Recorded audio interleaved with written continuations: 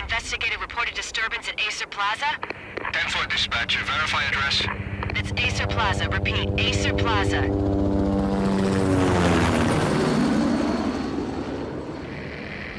Shots fired on the rooftop. An assault in progress at Acer Plaza. Repeat, an assault in progress.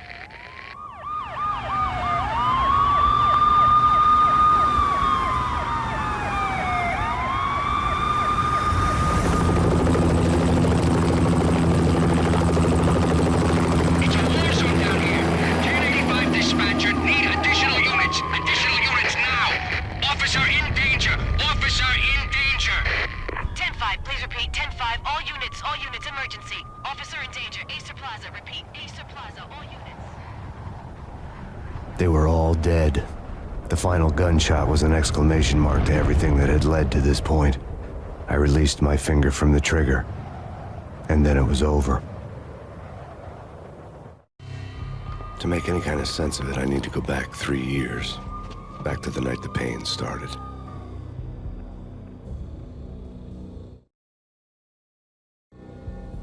I was still on the force back then. NYPD, Manhattan, North Precinct, Hell's Kitchen. So when are you coming to work for me, Payne? You'd make me work undercover in some hellhole. Sorry, Alex. Michelle and the baby come first.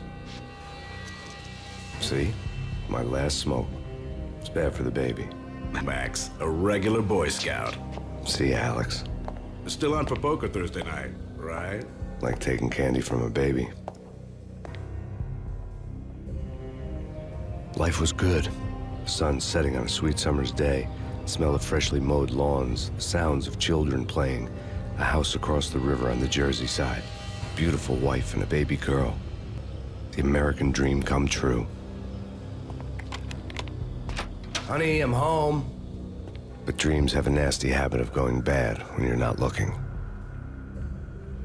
The sun went down with practiced bravado. Twilight crawled across the sky, laden with foreboding.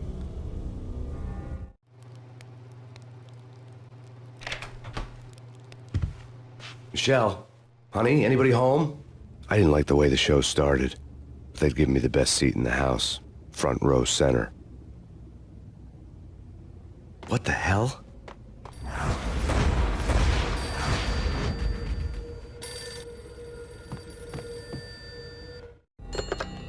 Listen, someone's broken into my house. Call 911.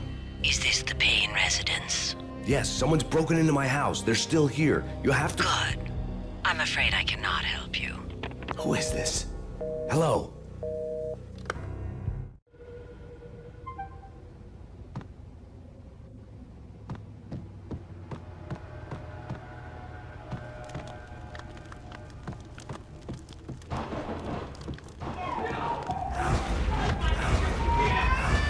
Michelle!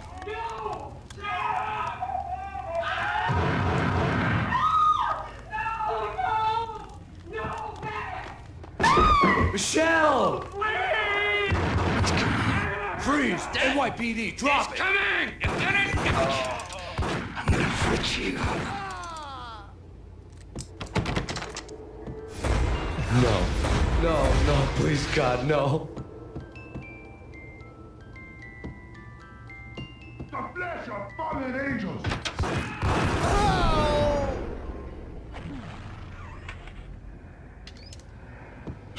No, God, no, please, Michelle. Oh, baby.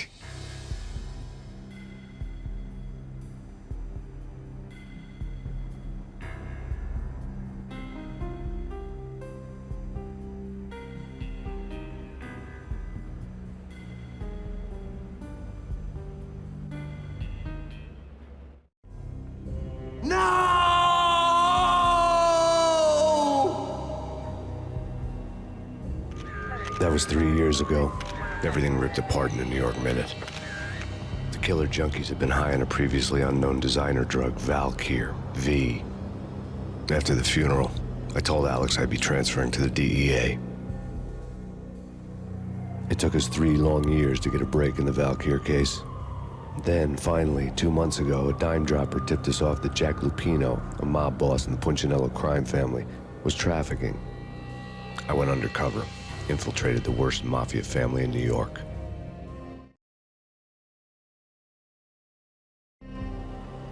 I came in from the cold and the dark. Outside, the city was a cruel monster. I've been slowly working my way from the small time to the big fish, trying to get to the source of the drug. Alex and BB were my only contacts in the DEA, the only ones in this decrepit city who knew I was down here. BB here. Something urgent has come up with Jack Lapino. You need to meet with Alex immediately at the Roscoe Street station. I hadn't had a face-to-face with Alex since I'd gone undercover. Outside, the mercury was falling fast. It was colder than the devil's heart, raining ice pitchforks as if the heavens were ready to fall. Everyone was running for shelter like there was no tomorrow. It didn't get any better when I got to the subway. The feeling hit me like a point-blank shot straight in the face. Something was not right. My Beretta stirred nervously under my coat, but the train doors had already shut behind me, and I was in for the ride. Next stop, Roscoe Street Station, and Alex.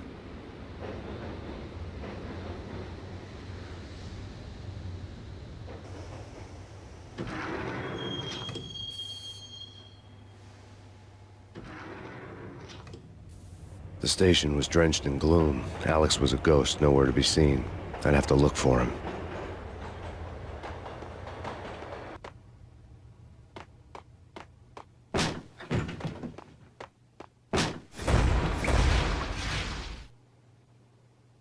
Death was in the air at Roscoe Street. I'd have to find Alex fast.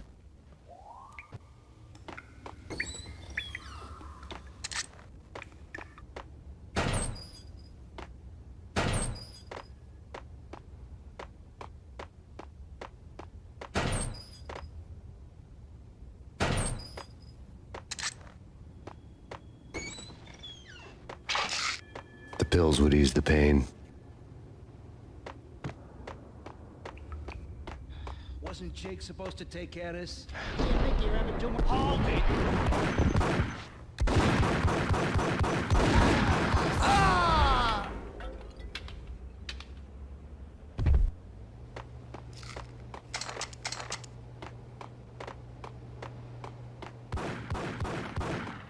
Yeah, he's Payne.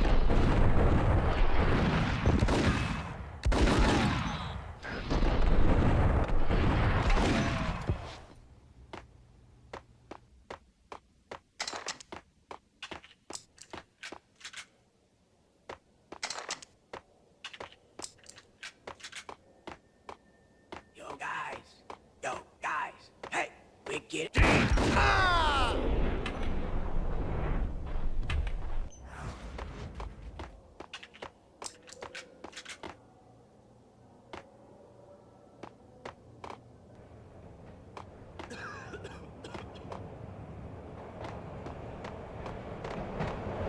Hey!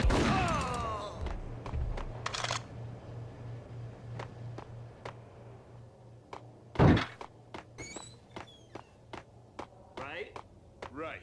Hey!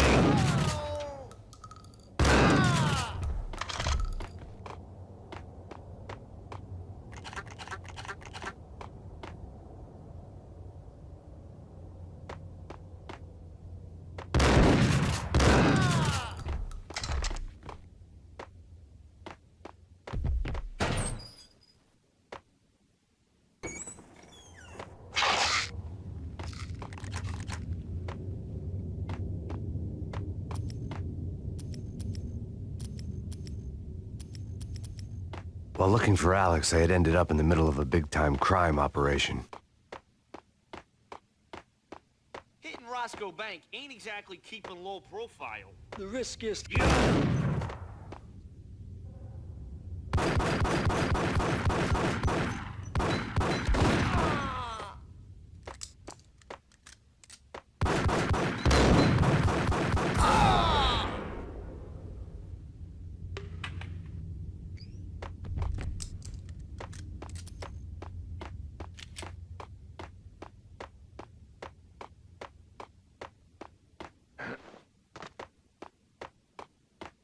The gate was locked. I would have to find another way to get to the tunnel.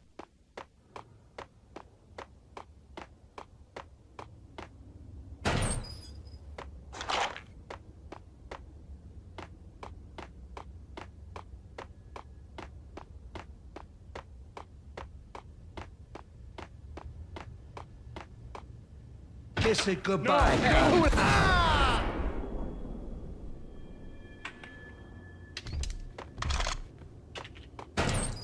You saved me, man. What's going on here? A massacre.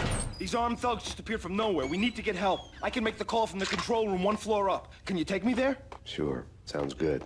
Follow me.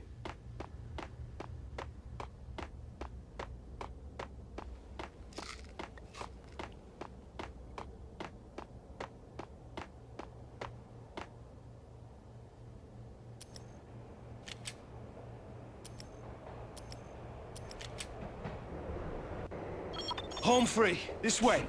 Hey. Look out!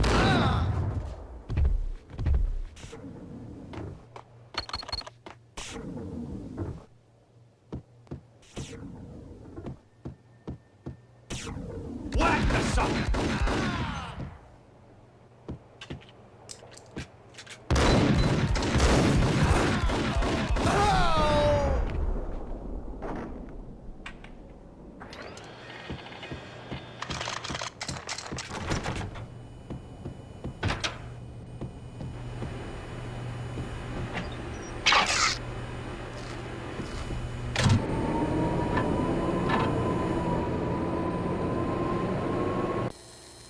The train lit up like a Christmas tree. Power was back on.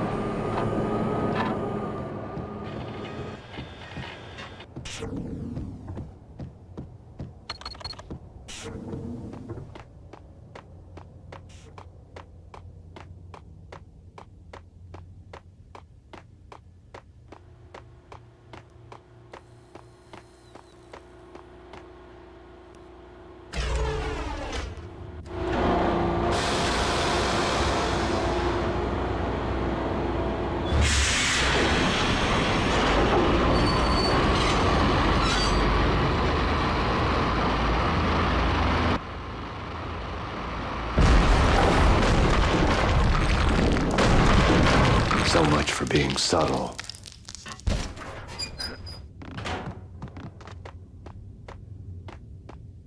Hold it.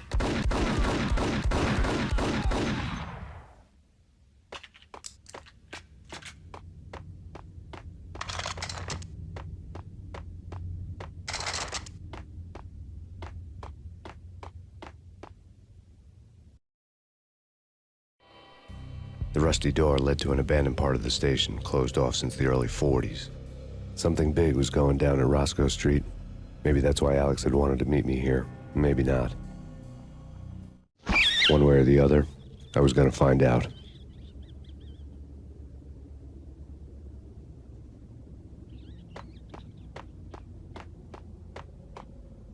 What was that? It's nothing.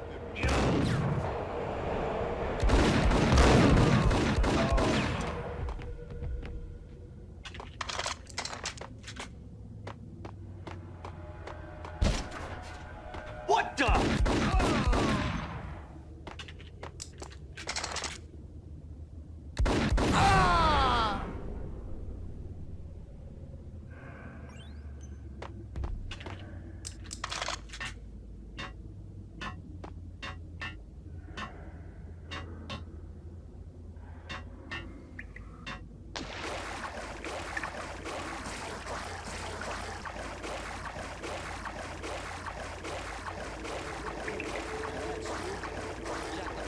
Yeah, spooky.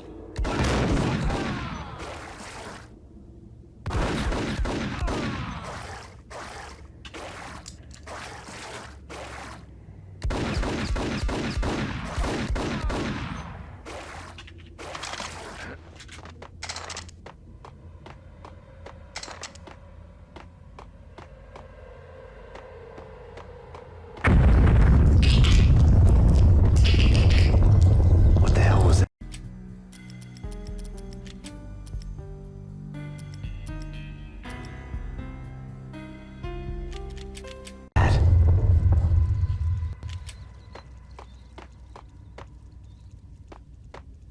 All done here. Give me the detonator. What are you talking about? Ice 'em. There.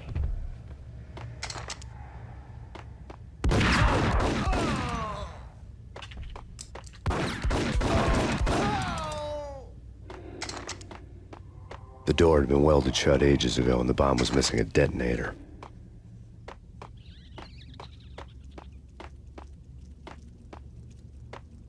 Okay, fellas. The police are on their way. New York's finest are gonna be here soon. So stick to the plan. We've got our own private exit route. In and out, do your thing. Wham bam, thank you, ma'am.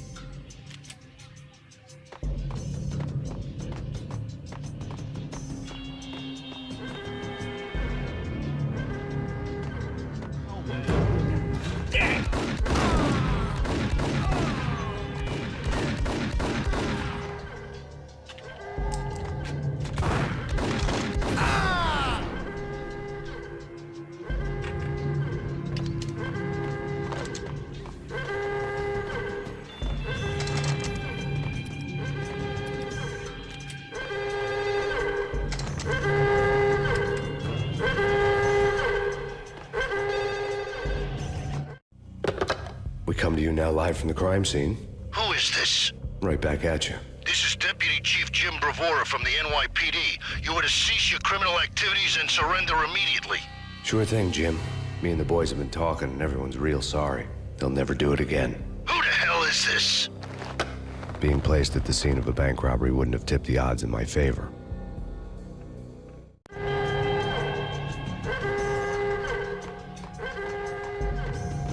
The bank robber's score lay on the table.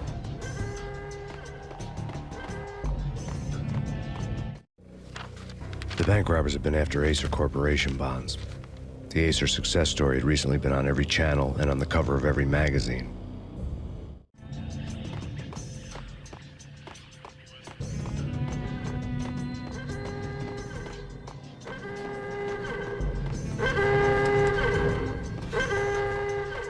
The bank robbers had left their tools on the table. Judging by the detonators, the crooks had bought enough explosives to send Lady Liberty into orbit.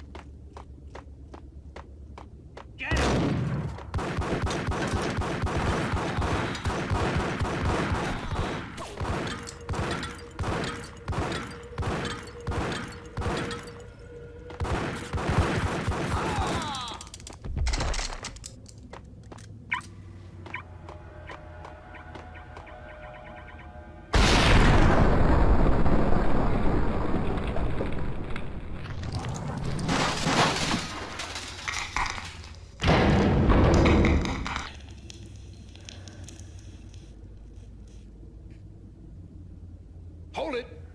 Max! Jesus, you almost gave me a heart attack! I nearly shot you! Alex, I'm glad to see you.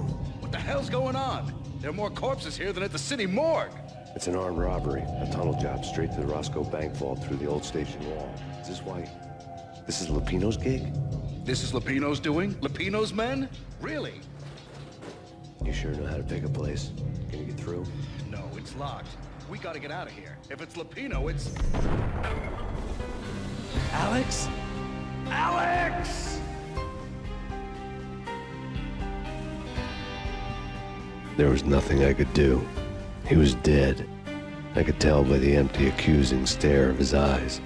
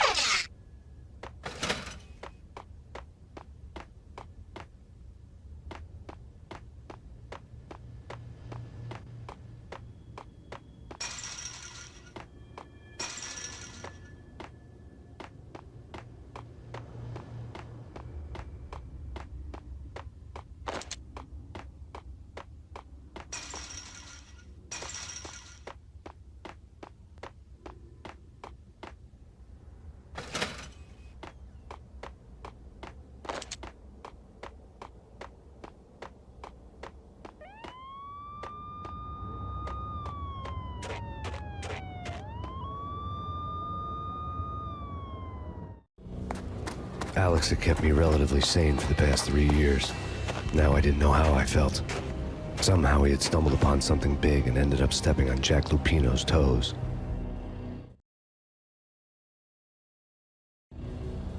Lupino ran his racket of sex, drugs, and contras from a sleazy hotel in a slum block of tenements. The NYPD was closing in. I could hear the sirens. Their wail was a crescendo. Lupino thought he could get us by taking Alex out and leaving me to take the fall for it. All he had gotten was my attention. I went for the hotel first. It was a sad old thing with flickering lamps and faded colors, cheap mobster punks and tired-eyed prostitutes. I walked straight in, playing at Bogart, like I'd done 100 times before. The place was run by a couple of murdering mobsters with shark smiles. The Finito brothers. Ladies and gentlemen, it's the pain in the butt. Pain to the max. You're killing me. Did you make that up yourselves, or you get some wino downstairs to come up with it? Don't answer that. A rhetorical question. I got something for the boss. Lupino around? That kind of depends on who's asking. A friend or a junk squad plan. Don't answer. It's one of them, how do you put it, rhetorical questions. Lupino ain't here, but he says bye. Lupino wasn't in his cheap hotel. Instead, I ran into the Finito brothers. My cover had been blown. The door slammed shut behind me, and then I was dodging bullets like raindrops. Pain in the butt. Ha ha! Pain to the max. Junk squad kid. Got a ticket to Marble City for you. First and lying down. Bring it in.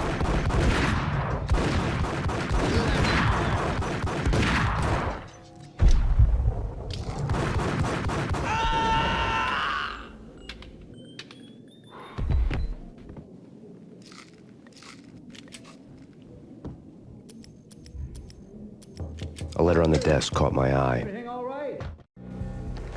I had met Lupino only once. The gangster ran all his rackets through his right-hand man, Vinny Gognitti. Gognitti was a high-strung whiner on the verge of breaking apart, like an overamped Energizer bunny. He had the brains to run the business, but he lacked the balls, always falling short, taking his frustration out on underage addicts and call girls. The VD at your hotel, Jack's exact words, quote, "Vinny, you're in charge of this one," unquote. Rico Muerte's coming to see it through. Anything goes wrong and everybody's gonna get dead. Goes double for you. Treat this guy real good. Anything he wants, you give him. Don't screw this up or you're finito, finitos. A V deal meant added security, locked doors, and lots of nervous thugs with itchy trigger fingers. I'd seen nothing coming in, but that didn't mean it hadn't been there. Rico Muerte was a regular Kaiser Soze, a spook story told to keep the apes in line. 313. The Finitos had scribbled Muerte's room number on the note's margin. Bosses! Joey! Vigilio! You're right now? They're not answering. Call the others. Tell them to come quick. Okay, but we can't wait for them. We gotta go in now. Bosses! We're coming in! There he is.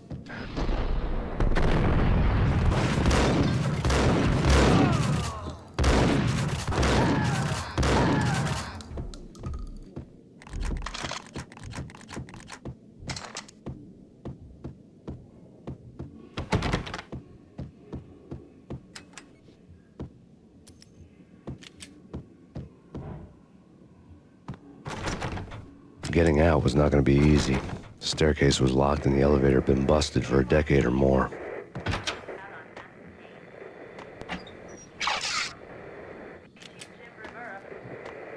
Take whatever steps necessary. Here stated that Valkyrie represents the NYPD has been out on massive Payne. Killer storm. See Chief Jim Rivera. Whatever steps necessary. Here stated that Valkyrie represents the NYPD has been out on massive Yeah, something's wrong with the bosses. Payne's there and they're not answering. Let's go already. Payne's gonna pay. Hold it.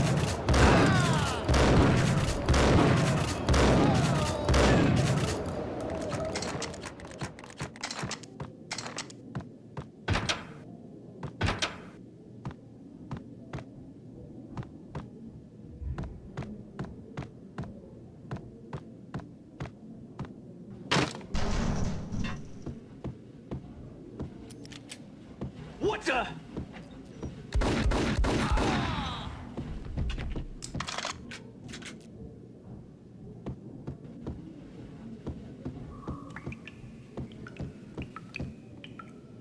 Previously on Lords and Ladies.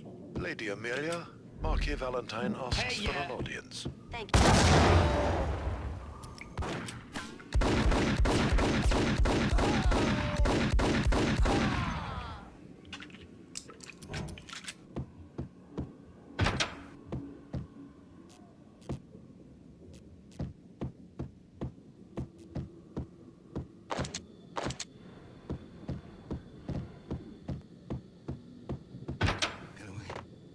V-head junkies could go off without a warning. I had to be careful.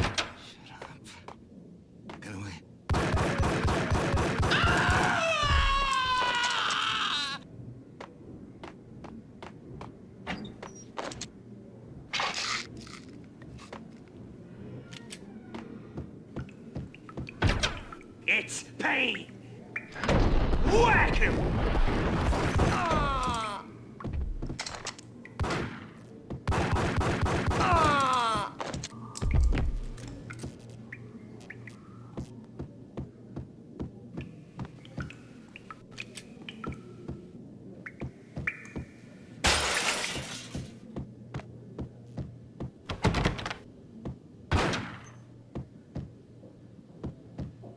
Piece of crap! Oh, careful. It might kick back. There!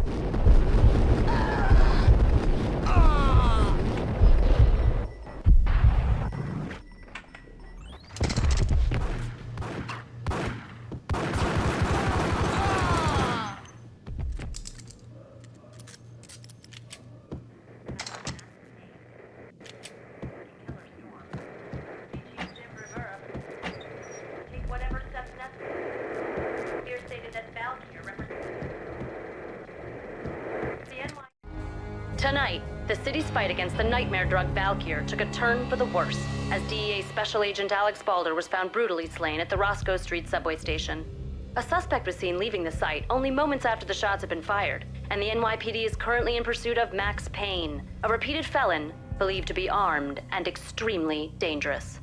And now the weather. The worst winter storm in recorded history continues to pound the city. PD is out on Max Payne. Killer storm. VG Jim Rivera. This party had been dead for a while. I couldn't say I was sorry I'd missed the show. The NYPD is out on Max Payne. Killer storm. VG Jim Rivera. Take whatever steps necessary. Here stated that Valkyrie represents.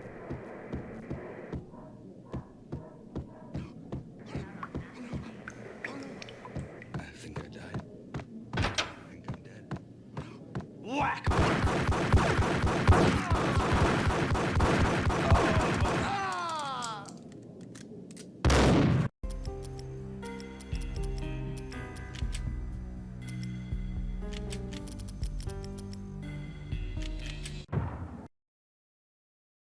Jim Rivera. Take whatever steps necessary. Here stated that Valkyrie.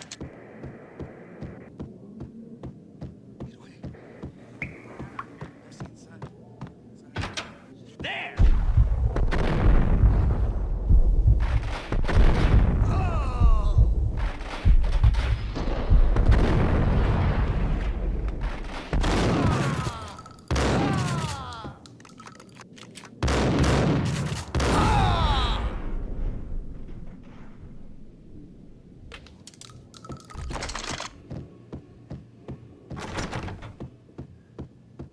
I'd found Muerte's room.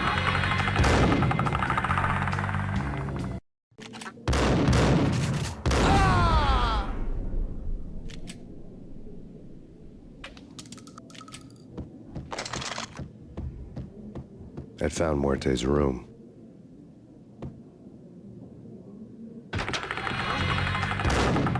Whack him!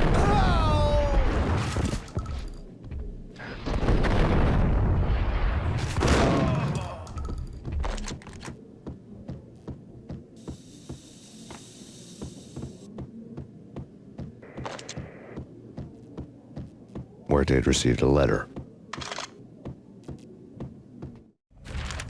Our investigation had turned up nothing to link Angelo Punchinello, the head of the Punchinello family, to Valkyr. All tracks had ended with Jack Lupino. The letter in Muerte's room was signed by the Don himself. It was the first hint that the Kingpin knew what was brewing inside his syndicate. The trouble you got into after the Chicago screw-up. The Punchinello family bailed you out. You have been waiting for a chance to pay us back. One of our trusted boys has a monkey the size of King Kong on his back.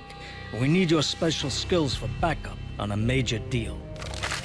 Collecting evidence had gotten old a few hundred bullets back. I was already so far past the point of no return, I couldn't even remember what it looked like when I had passed it.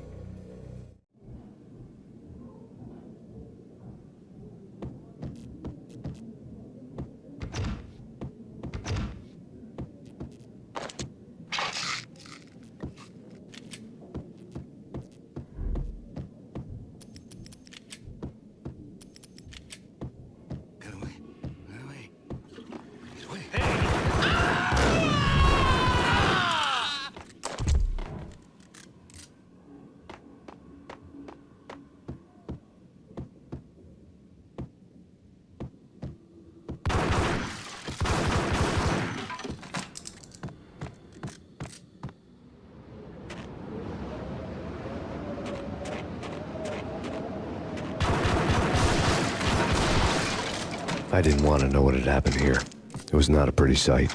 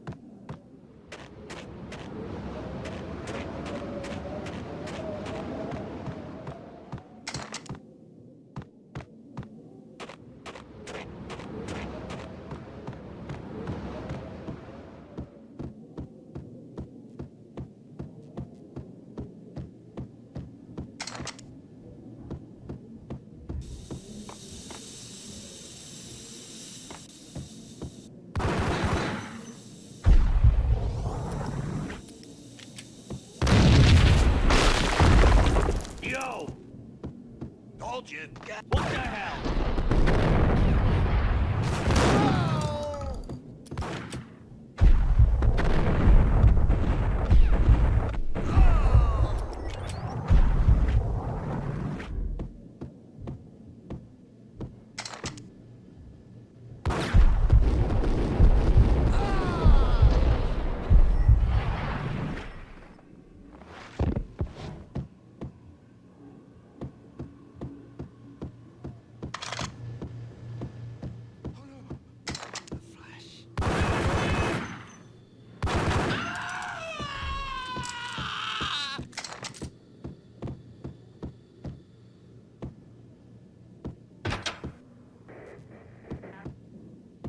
The hooker had left her diary on the table. The diary belonged to a hooker named Candy Dawn. The read would have made a vice cop blush. Had talks with the mystery hag over the phone again. Sent her the latest one-eyed Alfred tape. As long as the hag keeps paying for the tapes, the old man could come every day for all I care. She had a nice sideline, making secret X-rated flicks of her clients and selling them to the highest bidder. It would get her killed if her V-fix for the day didn't do it first.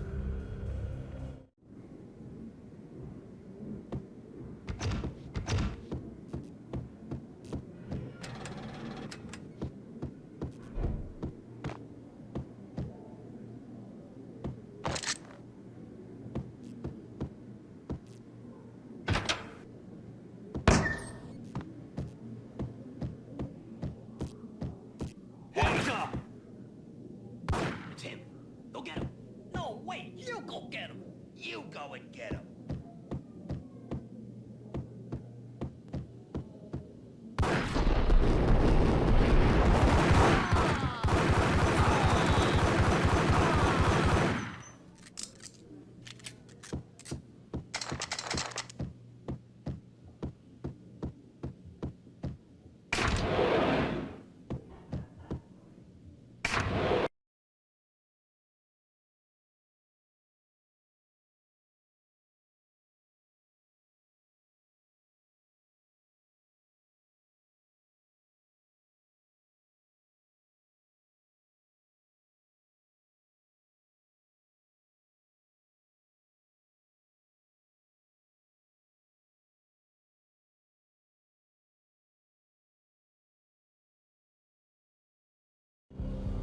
The old service elevator rumbled down to the bowels of Jack Lupino's hotel.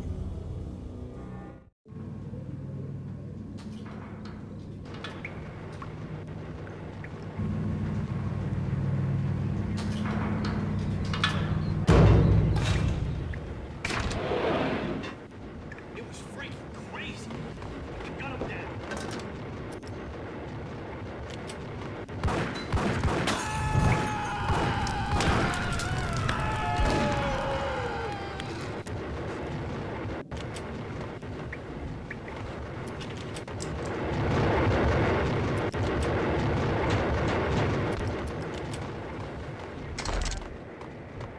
Whatever steps necessary. Here stated that Valkyr represents. A winter storm warning is in effect in the whole tri-state area, as both freezing rain and heavy snowfall continue. Many roadways are already closed, and people are advised to stay indoors. The severe blizzard has ravaged New York for 3 days now, with no end in sight. We'd been snowed from the start in the Valkyr case. The forecast said there was plenty more where that had come from. But the snowbound city was on my side. Less chance of innocent bystanders getting caught in the crossfire.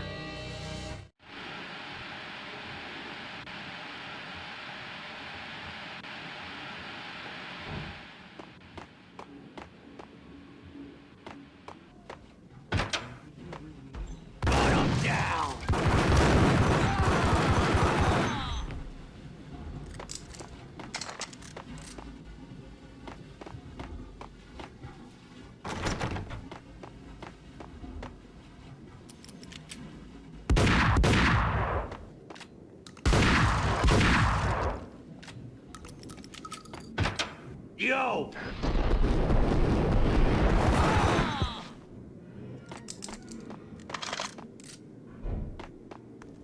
Exhibit number 1, a news. A dead man tied to a chair lay on the boiler room floor. Captain Baseball Bat Boy has an unbeatable track record in superhero death matches. But a six-pack of root beer gets me every time.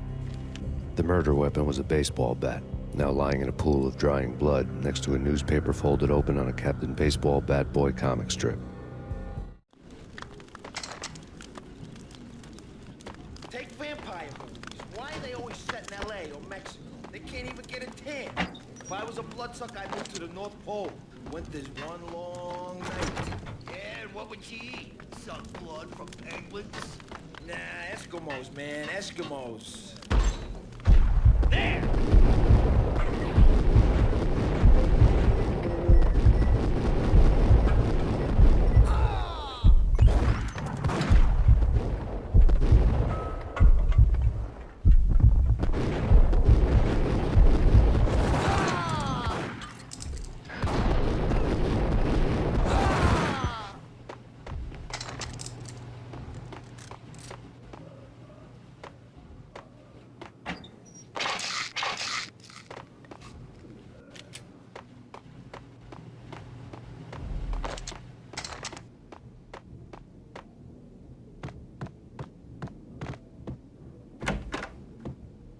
Chill with the guns. Trust me, you don't want to piss Muerte off. Gentlemen, let's do business. Green for green. Cheers at green-eyed angels. Amen. I saw.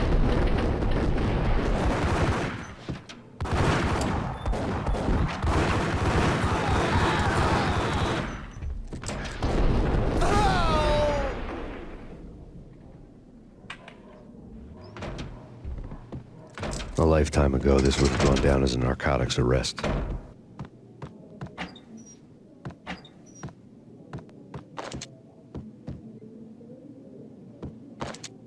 It was dirty money. The transparent cylinders glowed green, full of Valkyr.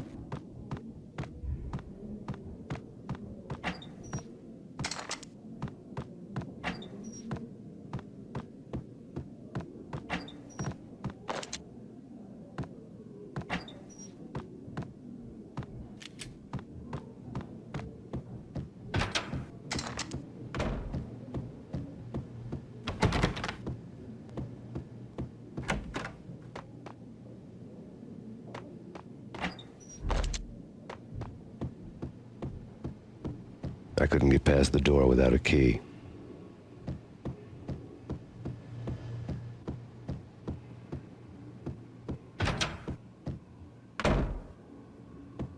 There was a key on the table.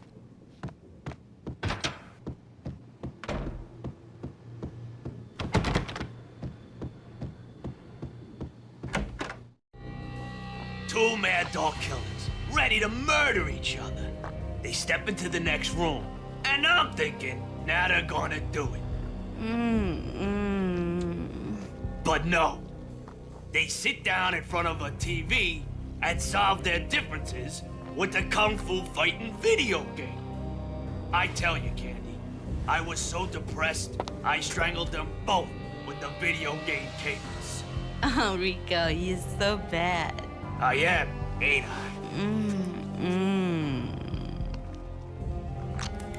Rico Muerte, big-time hustler. Who the hell? It's that cop. Muerte went for his gun. Something.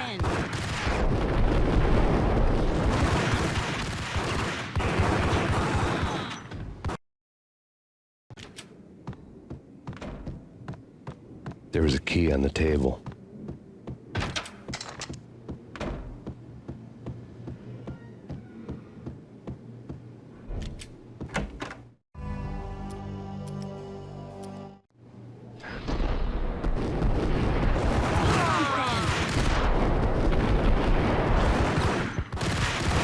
There he is. Something.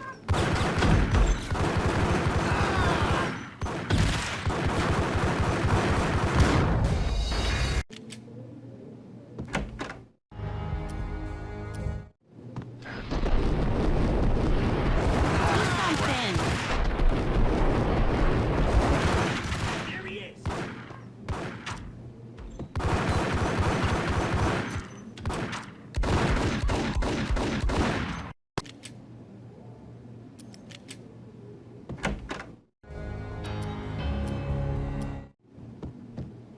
Do something. It's Payne.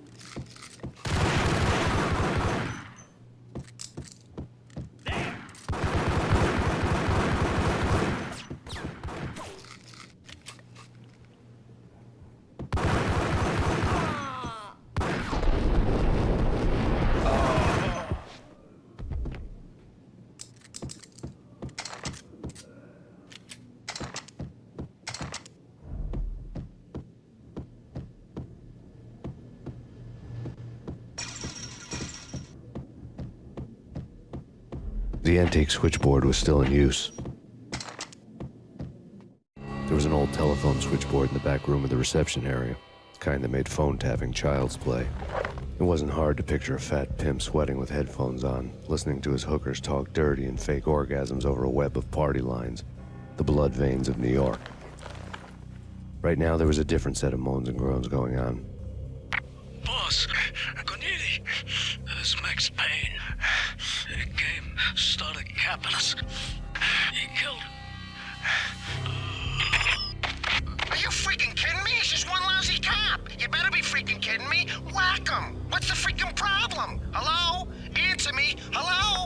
The word was out. Virus released into the city's corrupt circulatory system. Something wicked this way comes. Max Payne at large.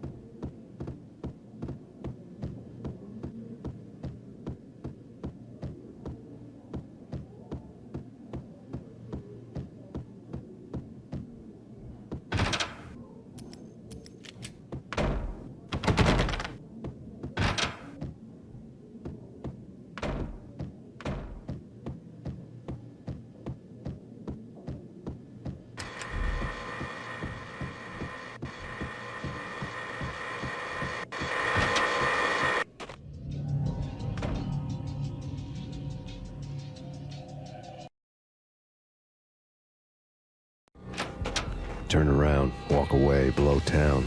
That would have been the smart thing to do. Guess I wasn't that smart. Lupino's tenement buildings were a seedy hangout for all kinds of sleaze. A liquor store, a pawn shop, a laundromat full of mobster bookies and loan sharks. The list went on. The how and why of it was a mystery to me, but they knew I was a cop. They knew I was coming, and they were gonna get real trigger happy about it. I got to see Lupino's hangout all lit up. A bomb went off, turning snow into liquid gold. A pillar of fire lifted the remains of a car straight up into the air.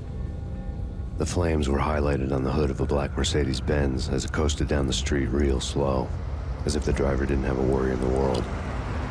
I got a good look at the man riding shotgun. It was Vladimir, the head of the local Russian mob, the fly in Don Punchinello's soup. The ringing in my ears was the sound of a mob war being waged.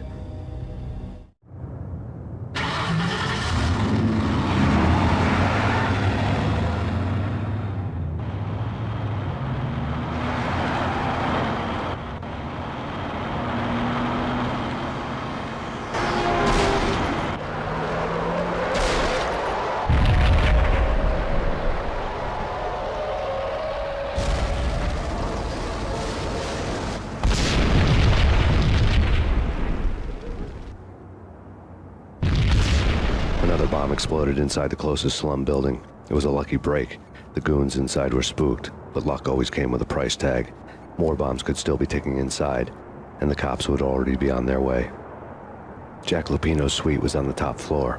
At least it used to be, before the explosive makeover.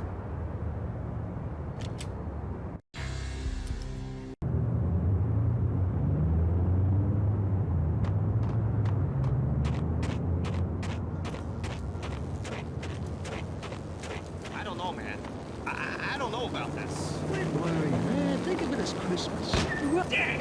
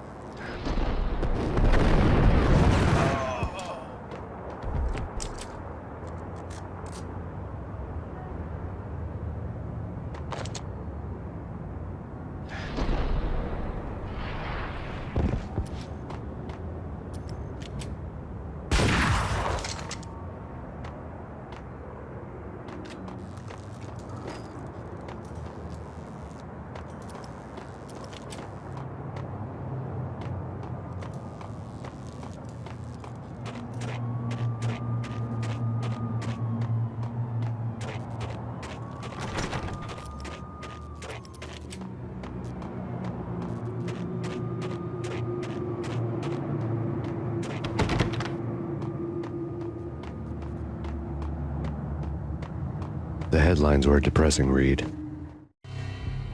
The headlines were screaming bloody murder. The storm was a screaming duet with the approaching prowl car sirens. It was all a scream when you were down for the count and wanted for murder.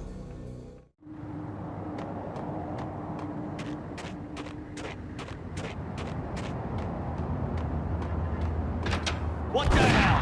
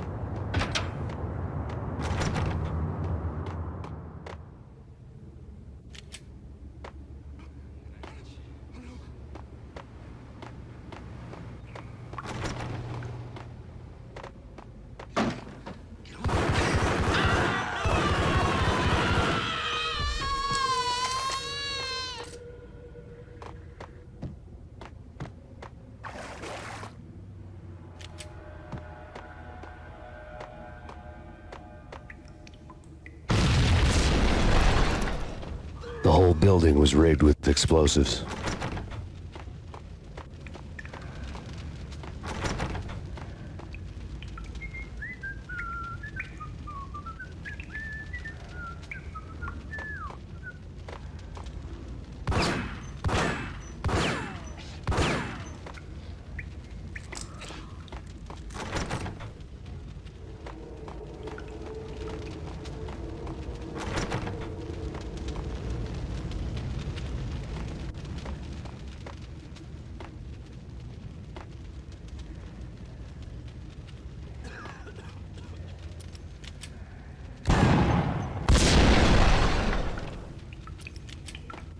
What the?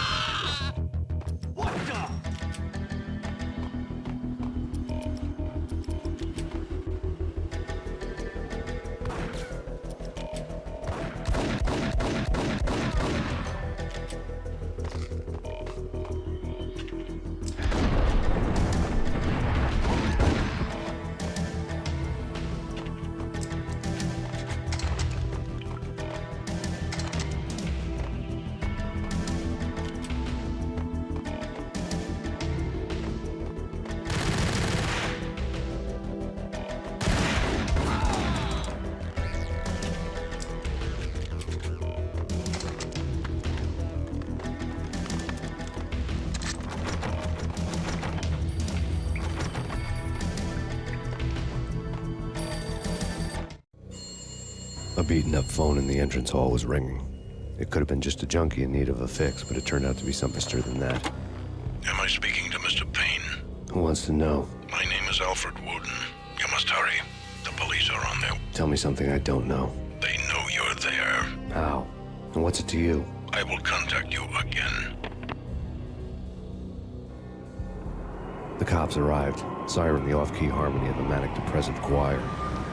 I had a few minutes while the SWAT team would go through their usual routine. By the time they busted in, I needed to be long gone.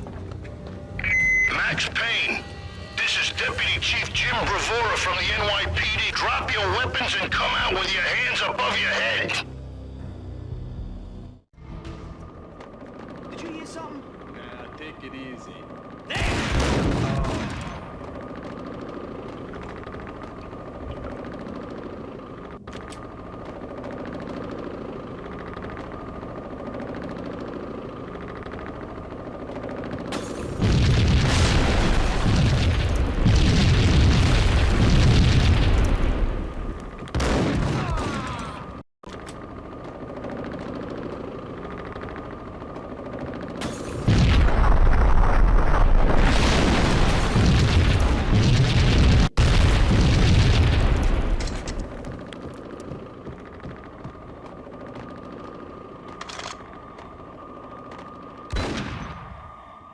Someone had left a letter on the counter. There was a key on the shelf. Suddenly it all made sense. The bombs, the Russian mob boss making an appearance in person. Gagniti was his usual self, all talk and no walk. After our hit, the Russian has only a couple of guns left, and they can be bought. There's no freaking way he has the guts to try anything after that. As it turned out, the Russian had plenty of guts. One thing you could count on, you push a man too far and sooner or later he'd start pushing back. Max Payne, this is your final warning. Surrender or we'll be forced to take action. Don't make us come and get you.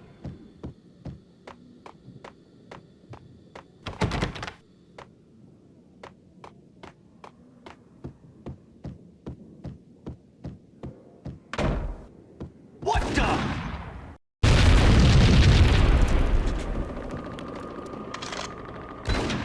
Someone had left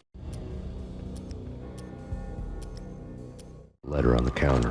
There was a key on the shelf. This is your final warning. Drop it, gun! Surrender or we'll be forced to take action. Don't make us come and get you.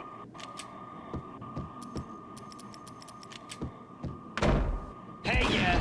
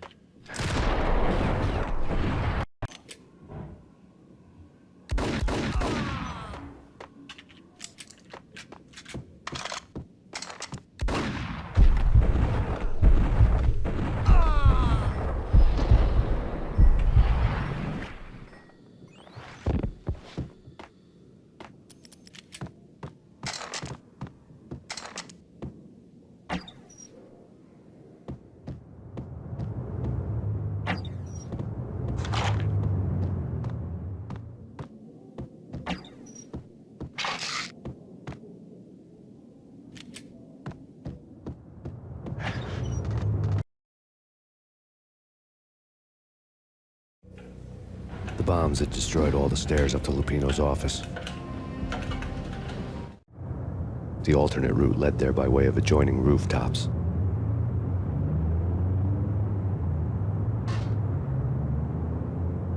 It's never been this cold. Never ever. It's like the sky's falling. Yes, sir. It's the end of the world as we know it. And I don't feel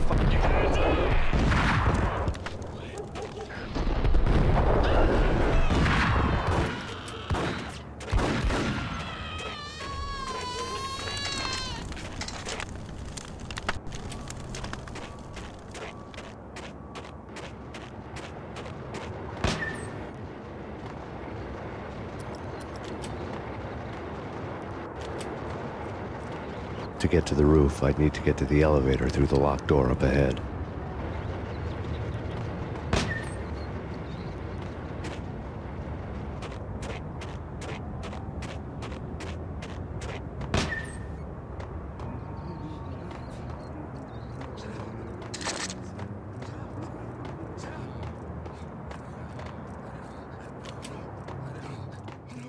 Payne?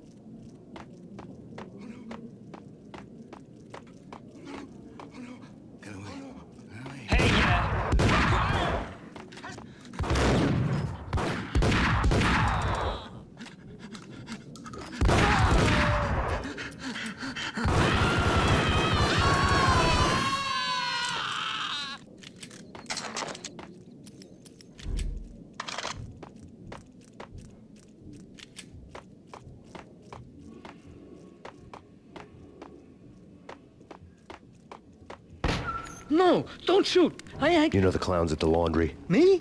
No. You're no good to me then. What? No, the laundry, yeah. I know him, yeah. Get me in there. Okay.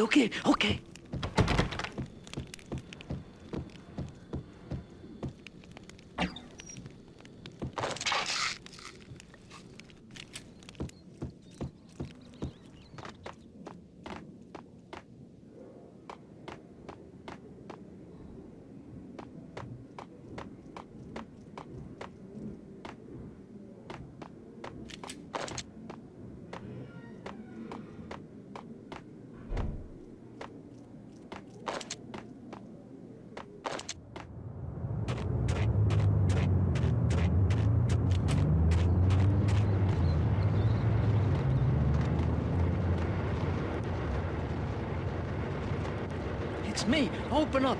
Let me in, quick. Not so fast. The password. John Woo. Come on. Okay, John Woo. All right. Come right in. It's a trap! It's Payne!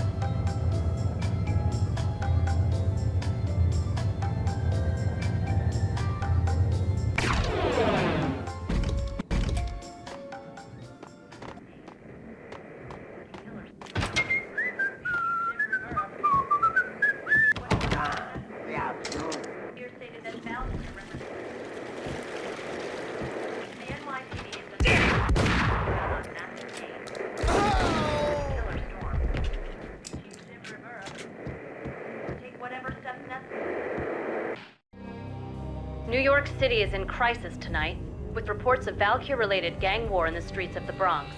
Apparently, Max Payne, wanted for questioning in connection with the slaying of a DEA special agent earlier tonight, is waging a one-man war against his former partners in crime. Among the list of casualties so far are notorious mafia members Joey and Virgilio Finito, as well as Rico Muerte, himself a fugitive from the law, and a suspect for several murders in the Chicago area. The NYPD has been placed on full alert. A citywide APB has been put out on Max Payne. Deputy Chief Jim Bravura has promised to take whatever steps necessary to bring him to justice. What those steps may be remains to be seen. For NYCNN TV News, this is Kira Silver.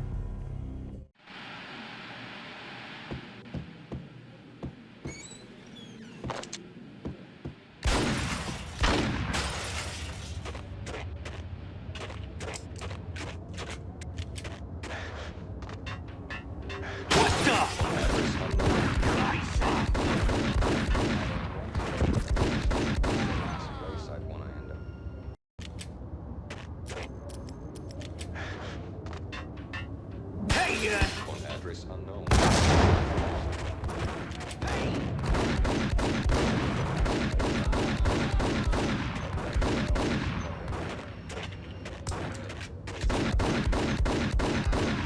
But someone who looks the part down to the finest detail, except that he's evil.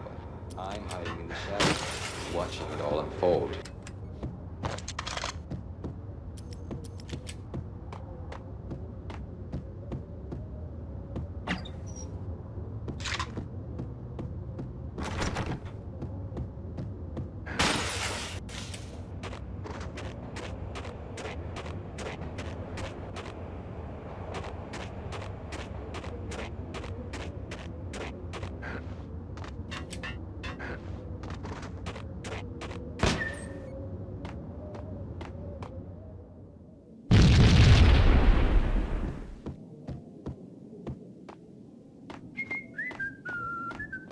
Blue or green? It's always red or blue in the movies. So, green? No, not the green.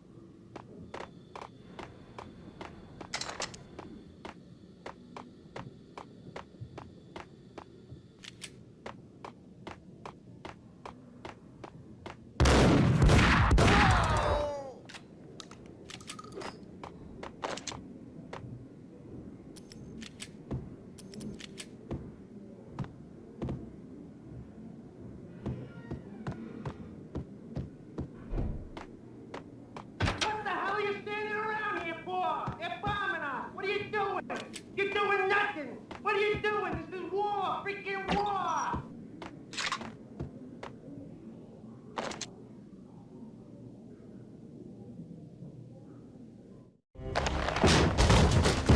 Vinny got needy.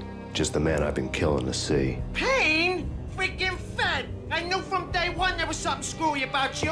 What do you think you're doing? You're a freaking cop. You ain't got squad on us. You can't just come in here waving your piece like it meant something. Yeah! Oh my God! Oh God, you shot me! Ah! You ain't. What the hell are you waiting for, you apes? Kill him! Kill him! With pleasure, boss. Got needy bailed. I made like Chow Yun Fat.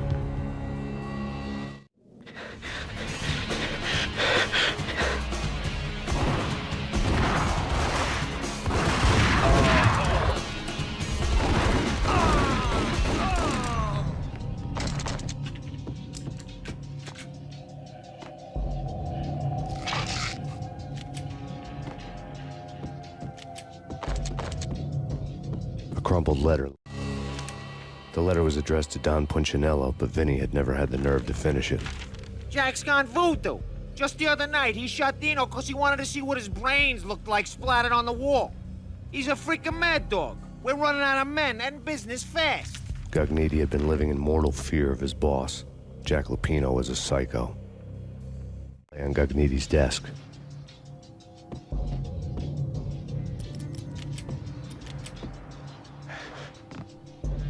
Vinny Gugnetti was running scared.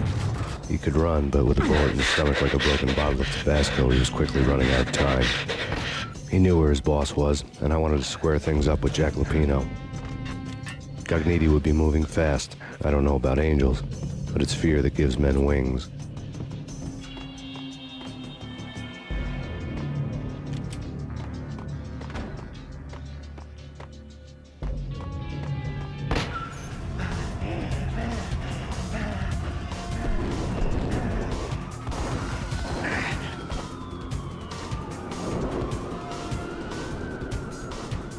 Gugnetti hitched a ride.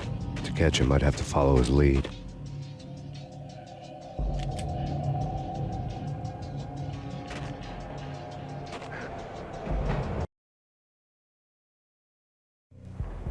This was my second train ride, and the way it started didn't promise anything better than the last one. Freezing wind tearing at my face like sandpaper and razors, ice hard and slick under my hands and feet. And somewhere in the background, the wail of sirens, the city howling after me. New York sped by in fast forward.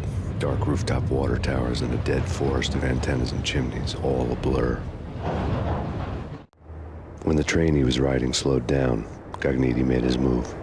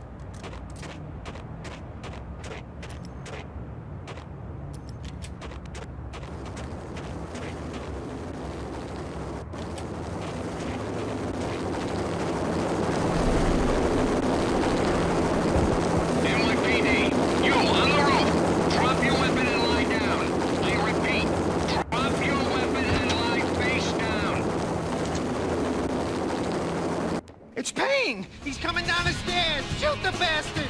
Okay, boss, you got it. No problem. All right.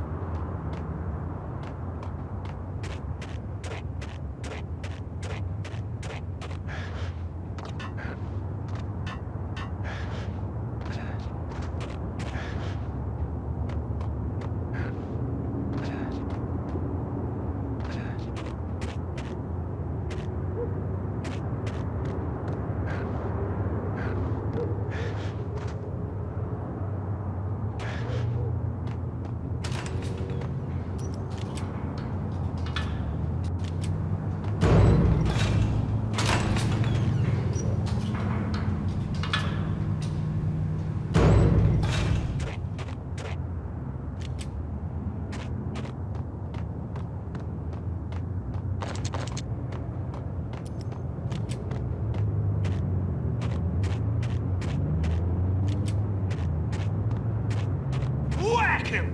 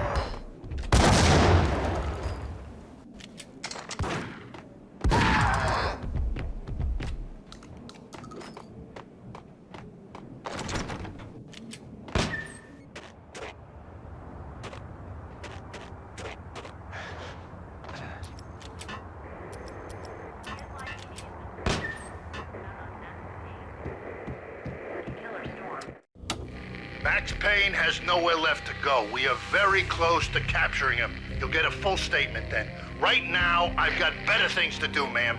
That was Deputy Chief Jim Bravura from the NYPD with no further comment at this time. Apart from his suspicious food habits, I figured Bravura to be one of the good guys. Fate had just dropped us on different sides in this. But when it came to capturing me, he was way out of his league. I had already ditched the cops a couple of rooftops back. For now.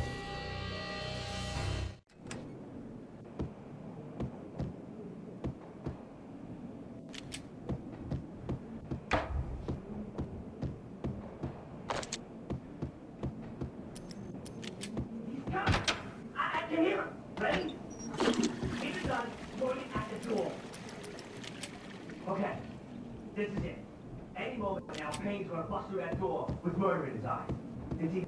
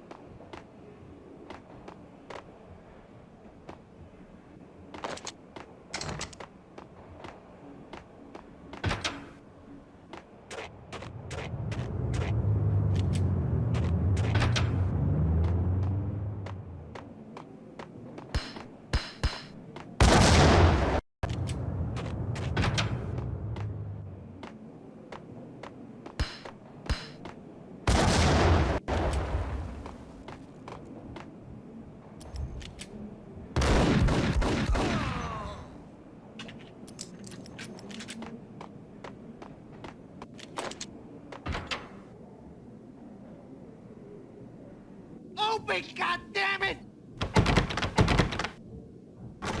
Payne! I'll kill you, you lousy freaking cop!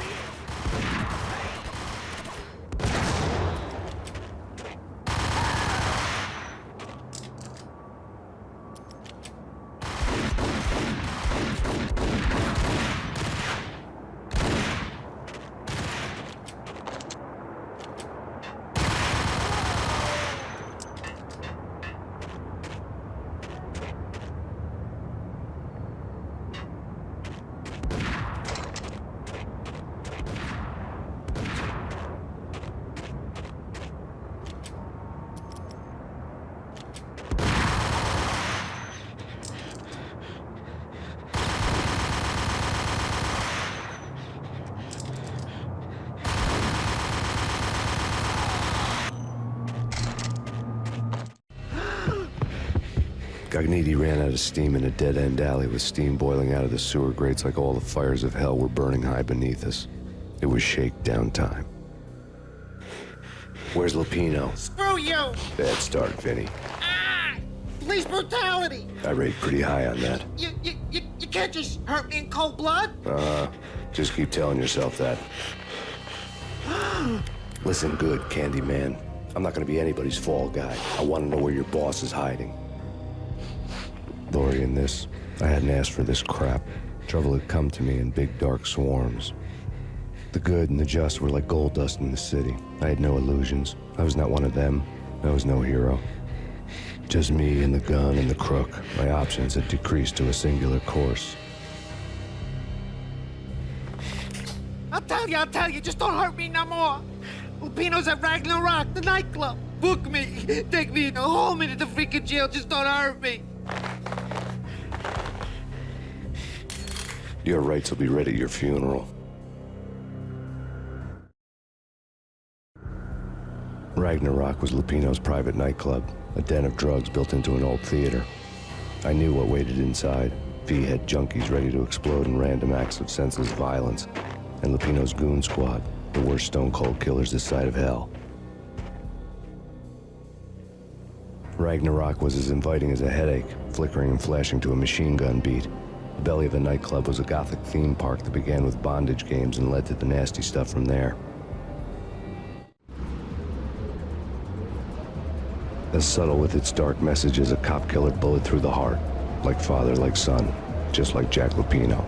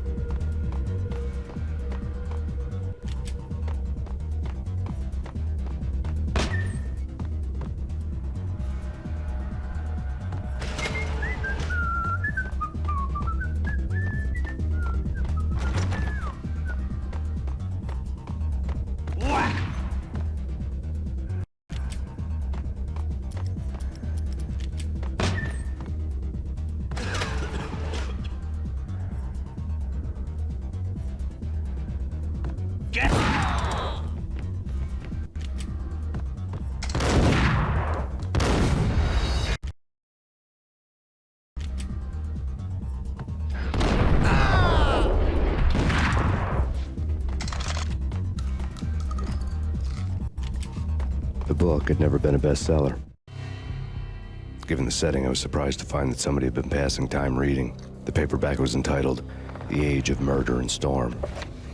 The blurb on the back mentioned Norse mythos and Ragnarok, the end of a Viking world with a terrible winter that covered the earth in ice, when vile crimes were rampant and all humanity lost. I could see how somebody impressionable might get it into their head that we were at the end of time. I was also beginning to see what the nightclub and its owner were all about.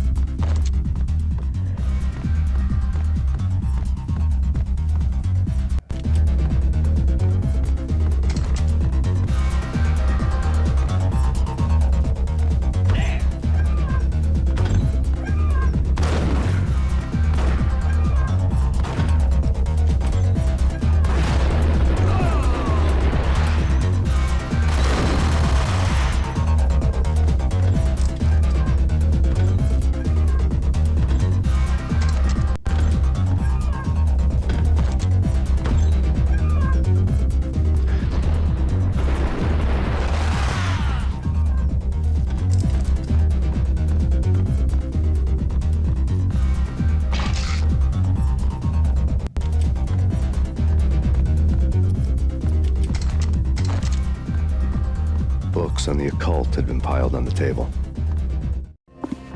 The room was stacked with light reading, such as Necronomicon, Witchcraft, and Paradise Lost.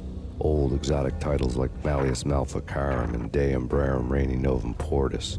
Books with pentagrams on their covers, all dealing with the occult and the infernal, lying between stacks of horror videos and a couple of Ouija boards. The only thing I could take seriously was the thought of Lupino taking it seriously. He had been spending a lot of time getting intimate with the guy downstairs.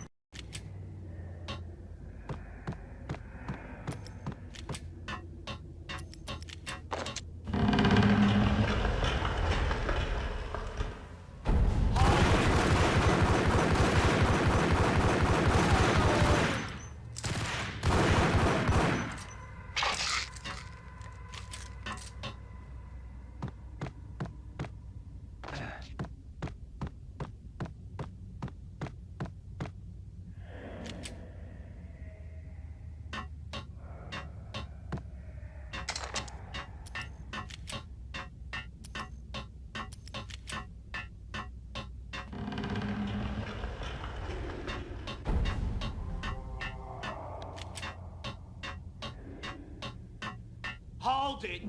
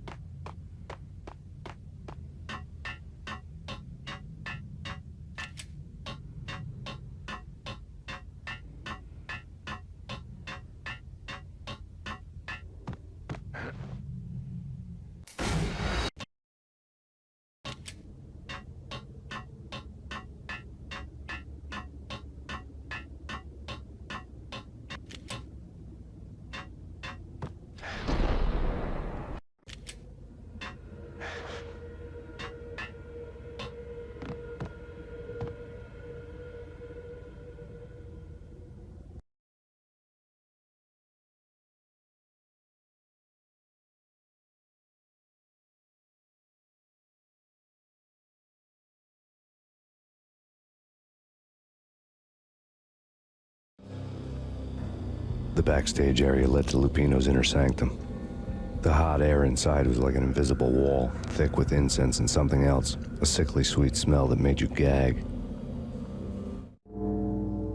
This was the rotten core of the Big Apple. Lupino lurked somewhere ahead, like a spider at the center of his web, waiting. The vapors in the air started to make my head swim. Torn pieces of a letter lay scattered on the sofa. Punchinello had threatened Lupino in writing. The note had been torn to pieces, bloody fingerprints all over them. Don't want you to think that one of my boys is not playing with a full deck. Shape up, Jack. We are running a business here. I'd hate to send the trio to strong-arm you. The trio were the Don's notorious henchmen. It was obvious that Lupino hadn't been intimidated by the threat.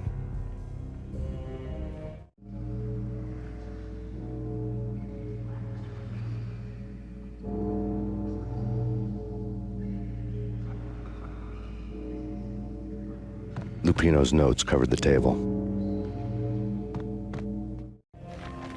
Jack Lupino was crazy, all right. The table was scattered with notes of demented arcane nonsense written in rusty blood, a mishmash list of demons, devils, and dark gods evoked. Beelzebub, Asmodeus, Baphomet, Lucifer, Loki, Cthulhu, Lilith, Hela, blood given to you all. He was after that old Faustian deal, your soul for power and fortune.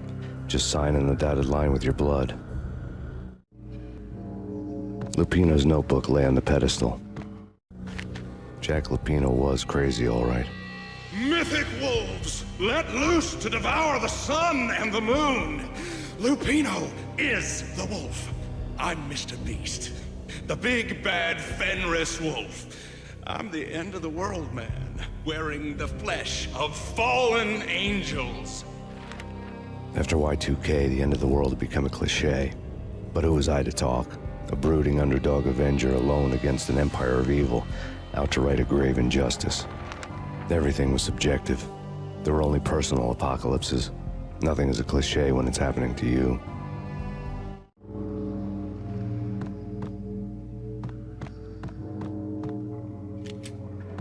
The flesh of fallen angels! Come to me all! Astaroth, Beelzebub, Asmodeus, Baphomet, Lucifer, Loki, Satan, Cthulhu, Lilith, Hela! Blood to you all! Secrets living under the skin of reality. I've seen it. The corruption of flesh.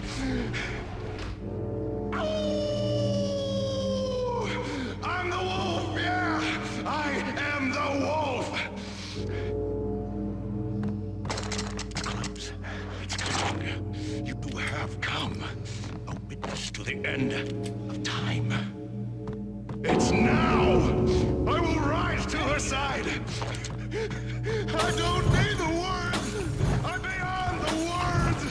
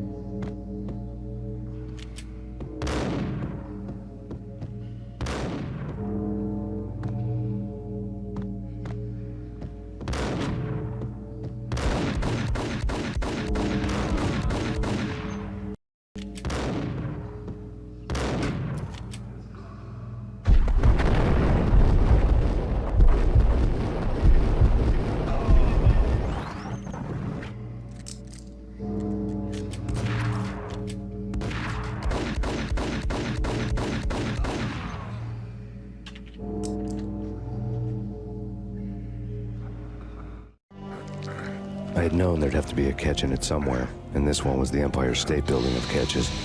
Lupino was pumped up and dying to go 15 rounds with a mutant alligator. And then he started this spooky monkey talk, straight from a bad dream. Mine. I have tasted the flesh of fallen angels. I've tasted the devil's green blood. It runs in my veins. I've seen beyond the world of skin, the architecture of blood and bow and arrow. Death is coming! She is coming, and hell follows with her. This is the twilight winter. I am ready to be her son. Her time is now, and all who stand in her way must die!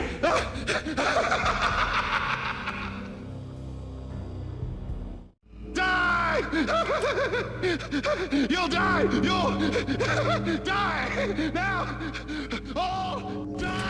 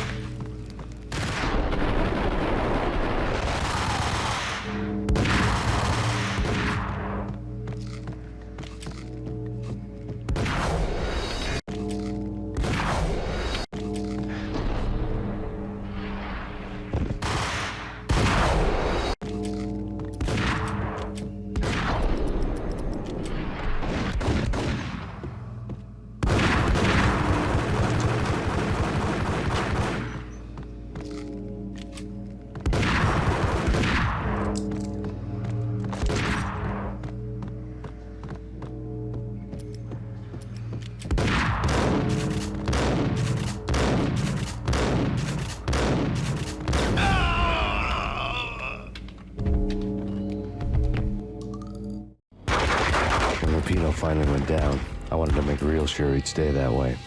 V was a bad monster. Turned them into friggin' zombie demons from outer space. I think he's dead already. Huh? And that's when it happened. But dead or not, you've got the wrong guy. In stepped this knockout femme fatale holding a gun to my face. I returned the favor. Lisa Punchinello. Lisa Punchinello was the Don's wife. Mona Sachs. Lisa's evil twin. Your safety's off, evil twin. You might hurt someone with that gun of yours. Lisa's the damsel in distress. I'm the professional. I'd blow you away without batting an eye. Sure, and you can check out my credentials splattered all over this joint.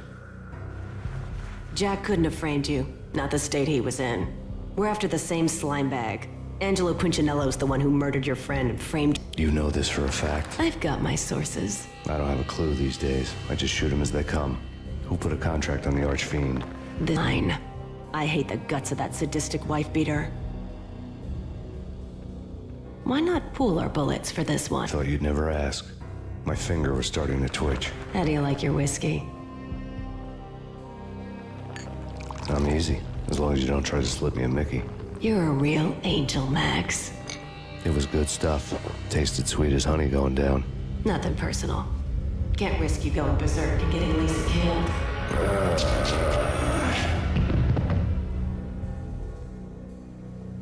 The nightmare was always the same. Violent shapes moving in darkness, old and ugly. The killer's mad laughter was a riddle filled with wicked innuendo.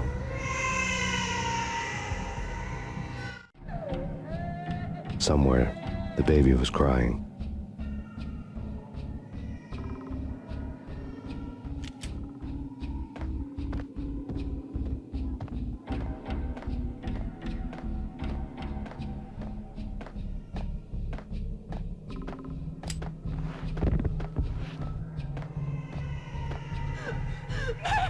No, please, Max. Why? I didn't mean to. I'm sorry.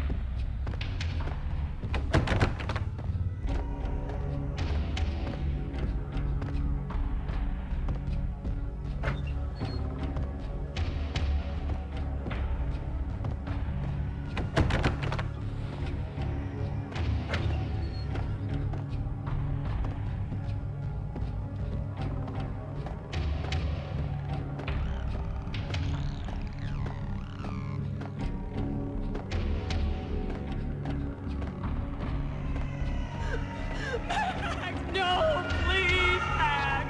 Why? I didn't mean to. I'm sorry.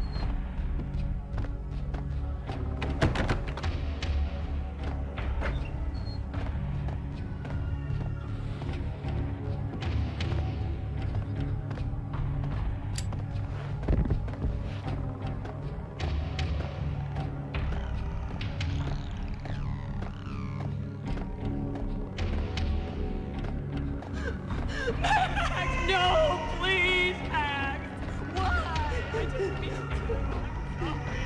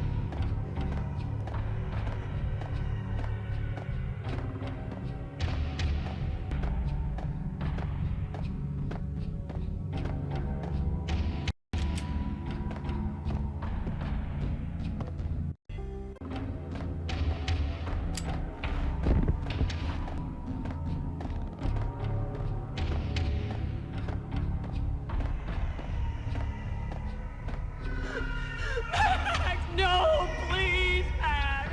Why? I didn't mean to. I'm sorry.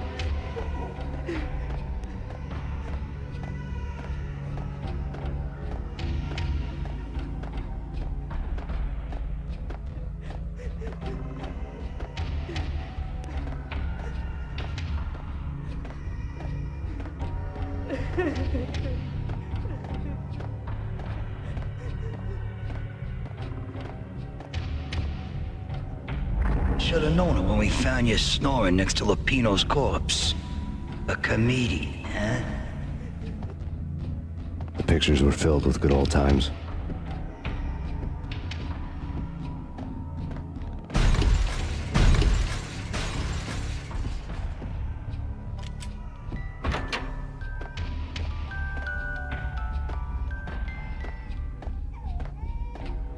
I really love to watch cartoons. Captain Baseball Bat Boy's my favorite.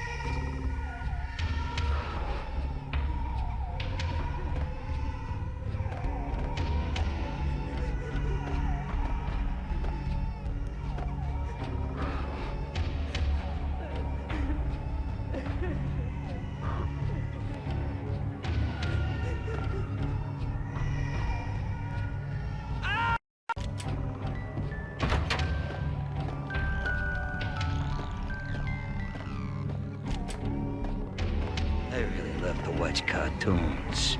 Captain Baseball Bat Boy's my favorite. I really love to watch cartoons. Captain Baseball Bat Boy's my favorite. favorite.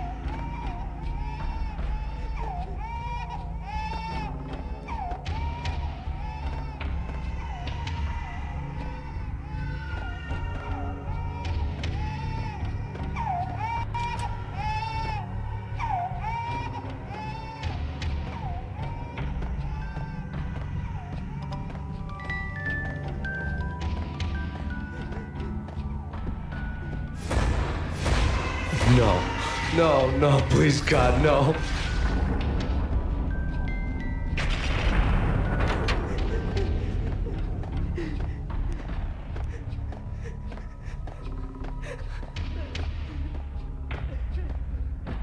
Slice them, dice them, shoot them full of holes, blow them to bits, vaporize them, disintegrate them. No matter what you do, they'll still be back good as new. Michelle's diary lay on the table.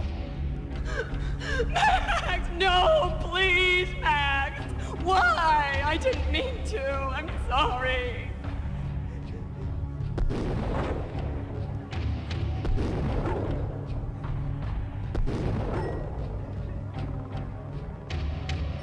Murderer! You killed her! Nothing like that ever happens in the real world.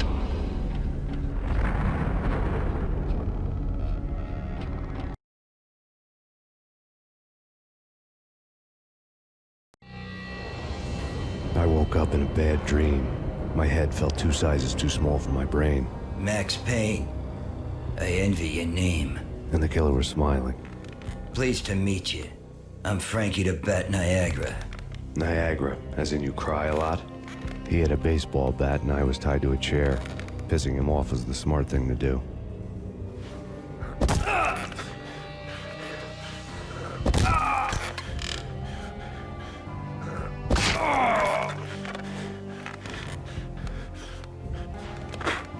Nothing wrong with a little laugh now and then. Take example. I love to watch cartoons. Cartoon violence is a fascinating thing. Let's think. I need you to maybe grab a cold one at the bar. Don't worry, I'll be back to finish this off. And then, it's checkout time. You play, you pay, you... He swaggered out, and the door clanged shut behind him, locks clicking into place. Everyone makes mistakes. Mine hadn't been to crack jokes about the goon with the bat. He'd have cracked my skull regardless. It hadn't even been to trust a girl with a gun. I had blindly gone after the first bad guy on my hit list when I should have been aiming further up the ladder, at the head of the Punchinello family. I couldn't bring myself to be pissed at Mona. Guess I had a soft spot for a pretty face.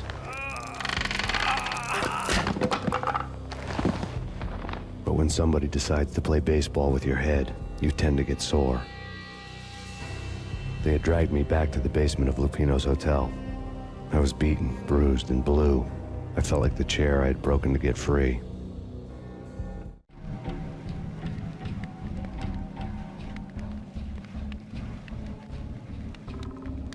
All I had was Niagara's bat, sticky with my own blood.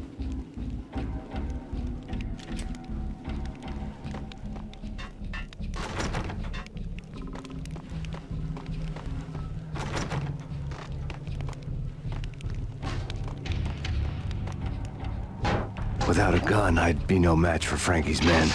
I'd have to play hide and seek with them.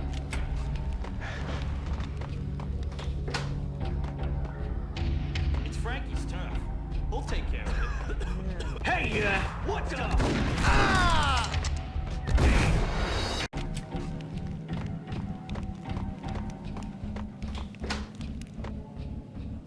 It's Frankie's turn. We'll take care of it. Yeah, I know.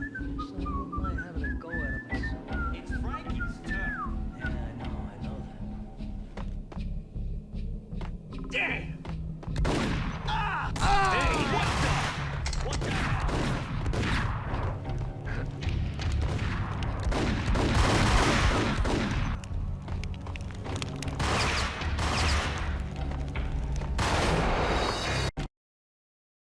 It's Frankie's turn. We'll take care of it. Yeah, I know. Just so I wouldn't mind having a go at him myself. It's Frankie's turn. Yeah, I know that.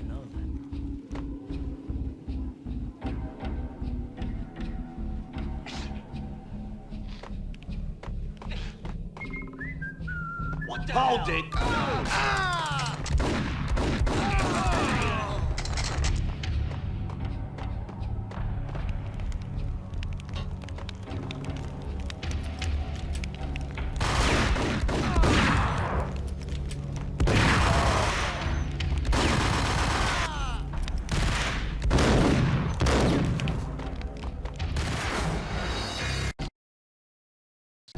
It's Frankie's turn. Yeah, I know that.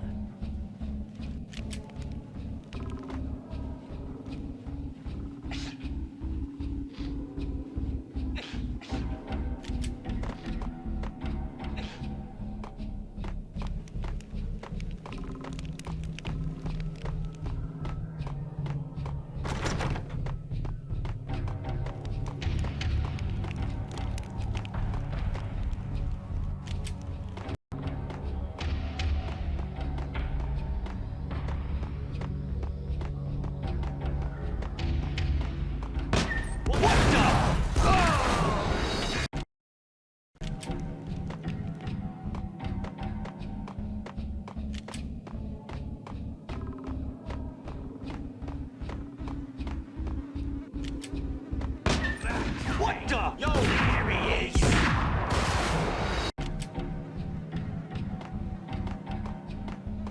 What the? Yo. What the?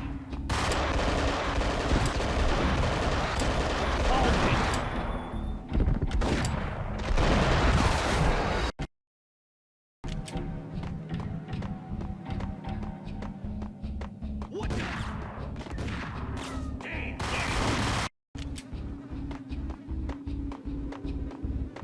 What? There he is! Back. What the hell?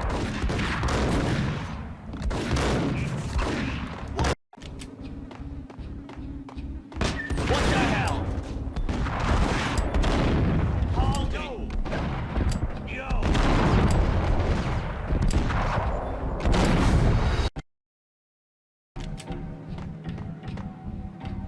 What the hell?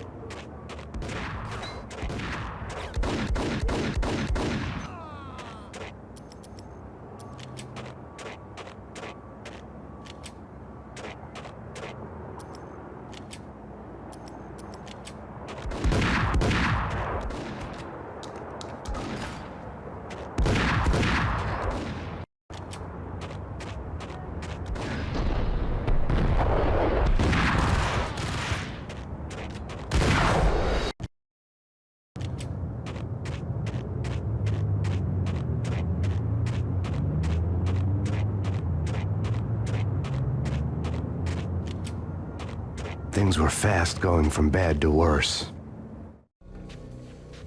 The men in blue had come and gone. They had decorated the place with chalk outlines and tied it together with yellow tape. The cops who had stayed behind were dead. Frankie, his boys, and I had the place all for ourselves.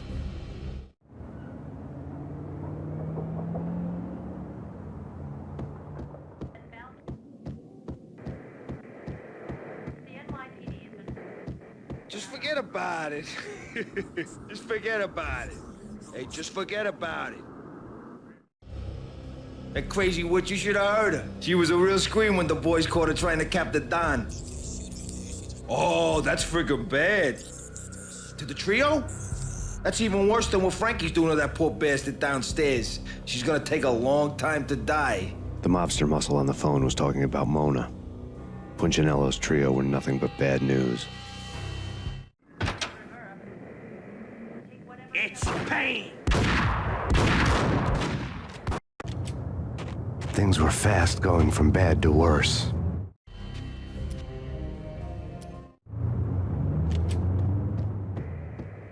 Just forget about it. Just forget about it. Hey, just forget about it.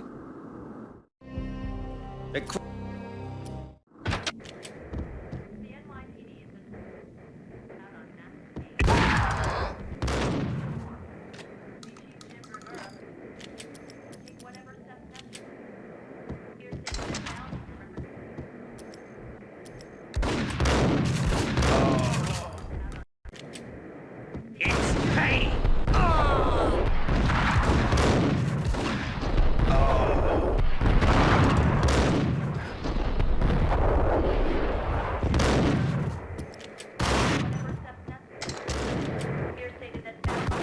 More evidence that Punchinello didn't like me much.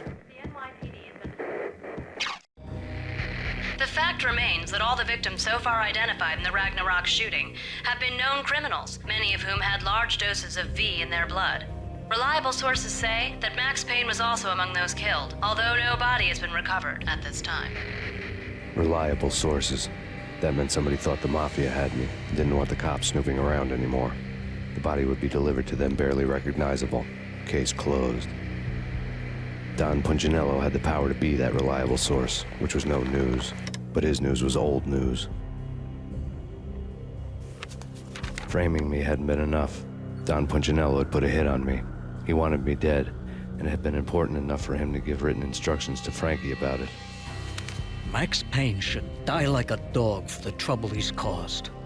Frankie, I know I can trust you to give this matter the dedication it needs.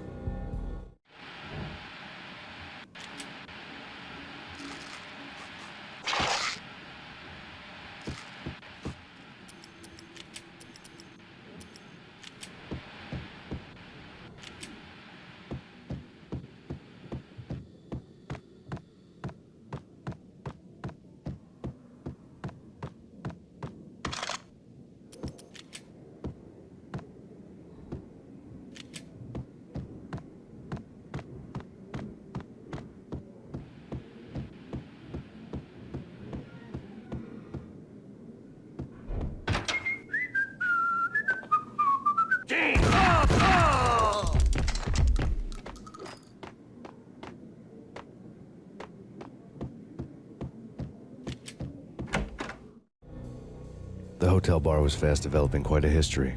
True to his words, Frankie was there, having a beer. Jesus Christ. How the hell did you do?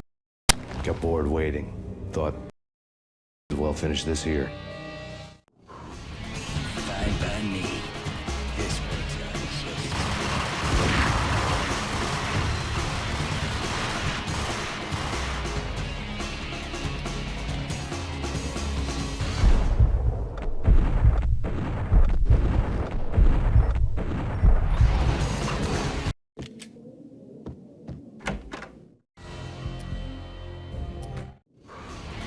Fine by me.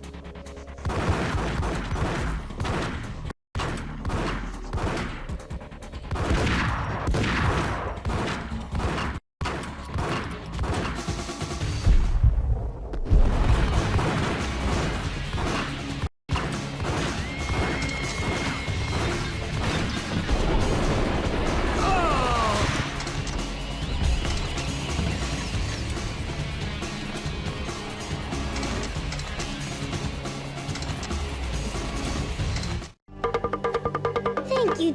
You've been a lovely audience. Had enough? I don't play with girls anyway. Unfair! I spotted the tail as soon as I left the hotel. A big black Mercedes. I'd seen the car before. That time it had heralded impressive explosions. Vladimir was back. Bang. You're dead, Max Payne. Might have laughed if I remembered how.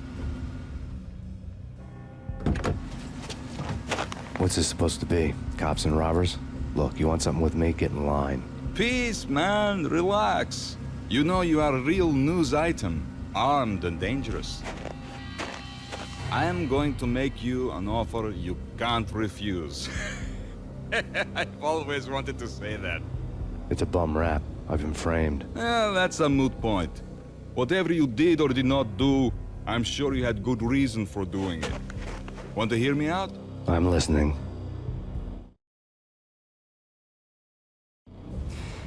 Punchinello messing with V is bad for business all around. But that's not all. There is this guy, Boris Time, used to pull jobs for me.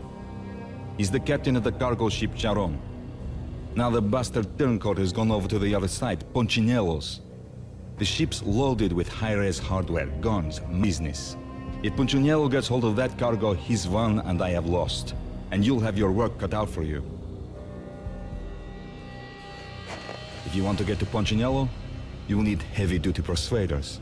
I am just the man to get them for you. Change the ship back under my flag, maybe pop 2 in the traitor Dime's head while you're at it. You'll get enough guns to apocalypse. You in or out? Let's get this show on the road. Vladimir was one of those old-time bad guys with honor and more, which made him almost one of the good guys. None of us was a saint. The Brooklyn riverfront was a maze of rusty containers, sharp-boned cranes looming up from the snowstorm. On a night like this, you couldn't help but think of the dark army of dead men sleeping with the fishermen's shoes in line. No Minotaur lurked in this labyrinth, but somewhere out there, on the clanking deck of his cargo freighter, the skipper of the Chiron was waiting, like the ferryman of the river Styx.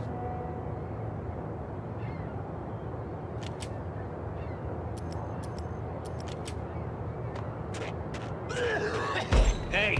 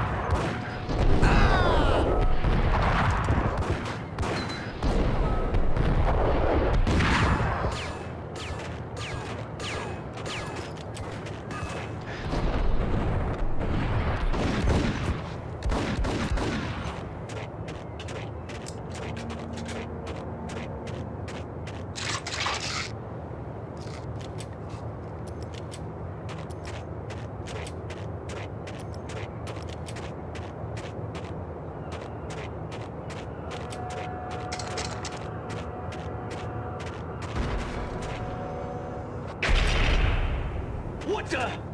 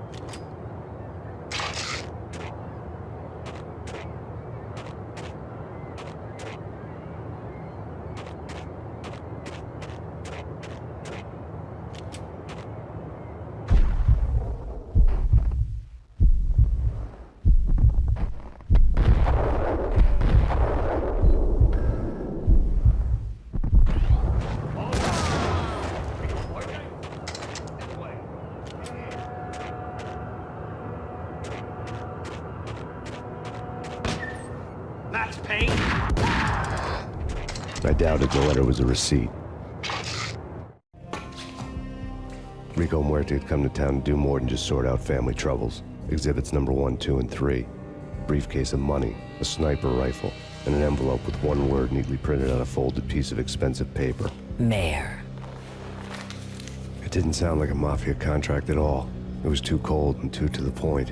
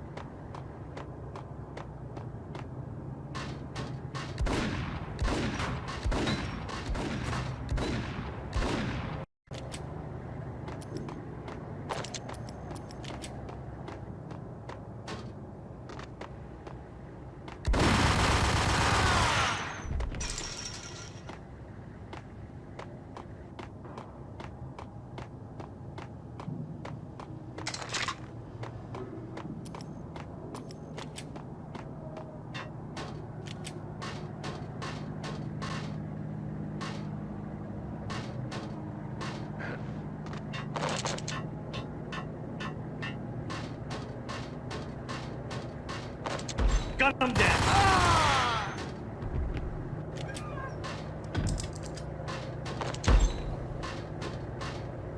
I had found Boris Dime's ship. What the hell?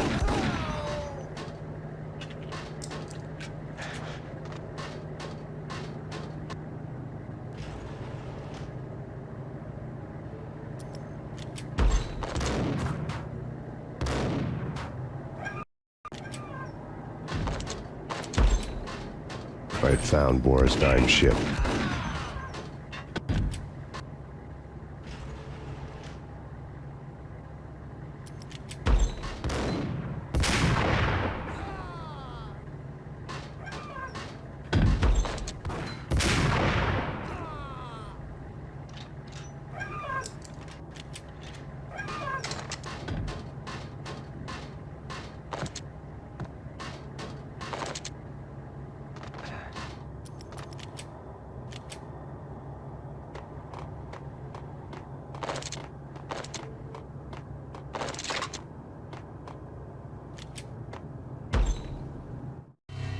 Rust had crept over the sides of the cargo steamer a long time ago. Boris Dime would be on board. I'd have to smoke half of his crew to even get near the gangplank. The guns were probably being kept in the hold, buried amidst the rats and oily water.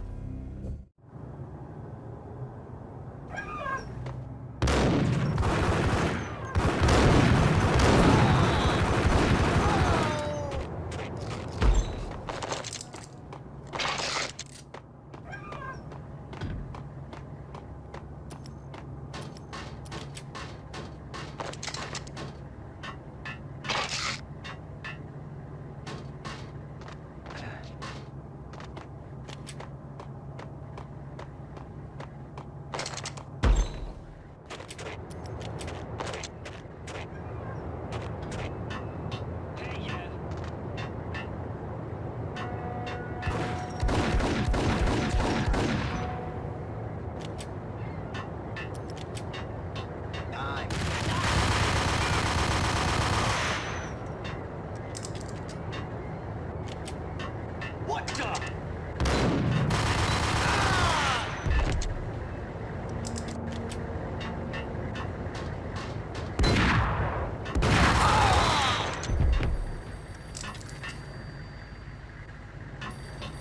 Dime! Dime!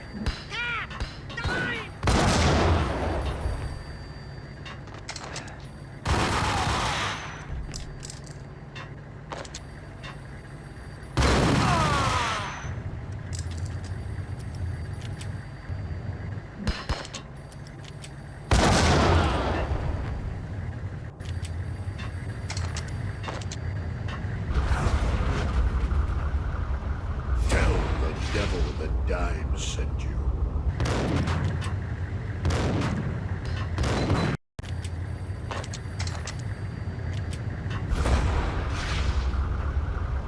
Tell the devil that Dime sent you.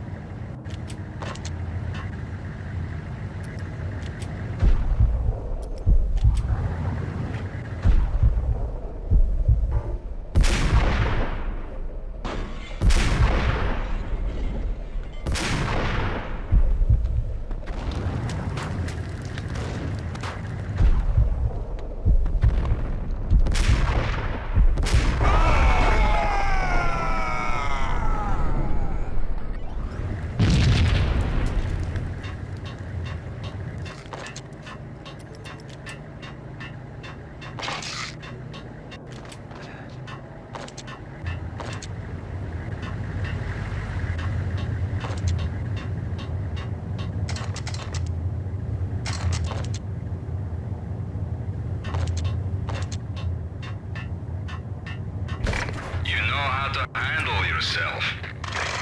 Anybody who says different is calling me a liar. Glad of you here. Collect all the guns and ammo you want. Meet me on the bridge afterwards.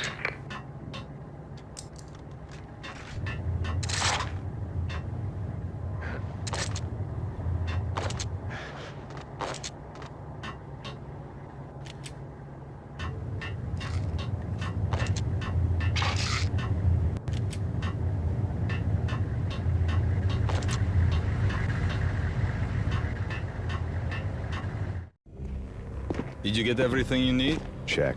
I owe you. Anything you need. This is my solo. When I'm through, Punchinello won't be anybody's problem anymore. Clear as vodka. But anytime you get between a rock and a hard place, just whistle. This could be the beginning of a beautiful friendship. You really get a bang out of this big-time gangster act, don't you?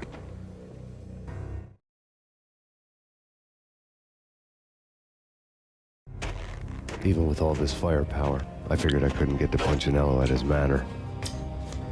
I could only hope that he wouldn't pass a chance to hear me beg, to see he's won. This is Max Payne. I want to cut a deal. Payne, you're a dead man. That's what everybody keeps telling me. I got your ship and her cargo. I want to meet. No pain, no gain. Capiche? You know my restaurant? Yeah, I know it. 1 hour. Punchinello had seen better days. Snow was falling like ashes from post-apocalyptic skies, but that was outside. Things would soon get hot in the Don's restaurant. I knew it was a long shot, Angelo Punchinello actually showing up, but there was no crime in hoping.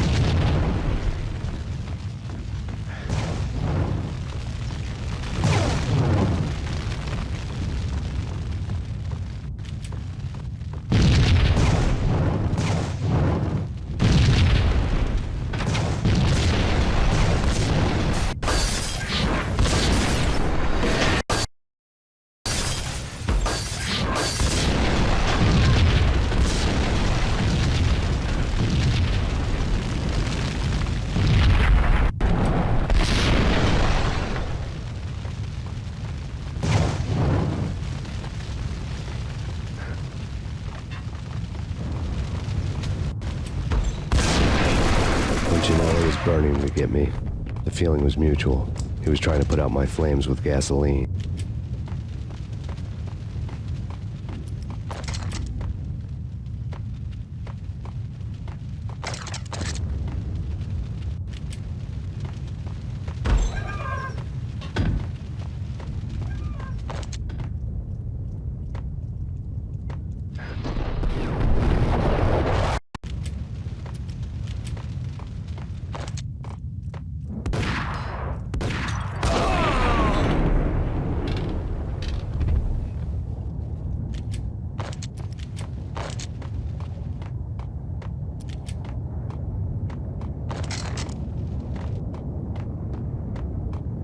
The mobsters have been guarding a real treasure.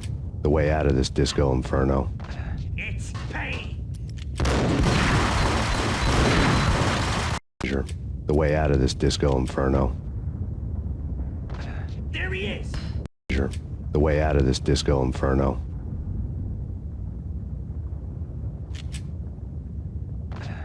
It's Payne!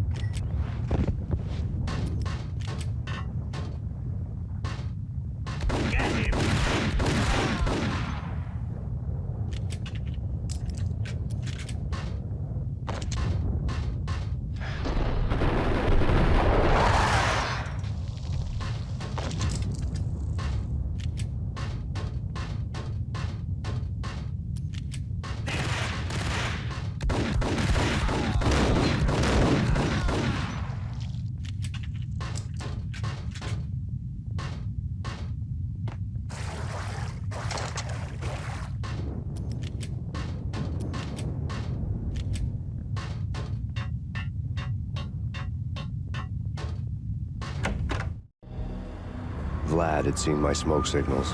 The Mercedes was revving to go, almost drowning out the banshee wail of the sirens. You coming? We'll drop you off at the Punchinello Manor. Sounds good to me. When this is over, look me up. I could use a professional like you. I'll keep that in mind.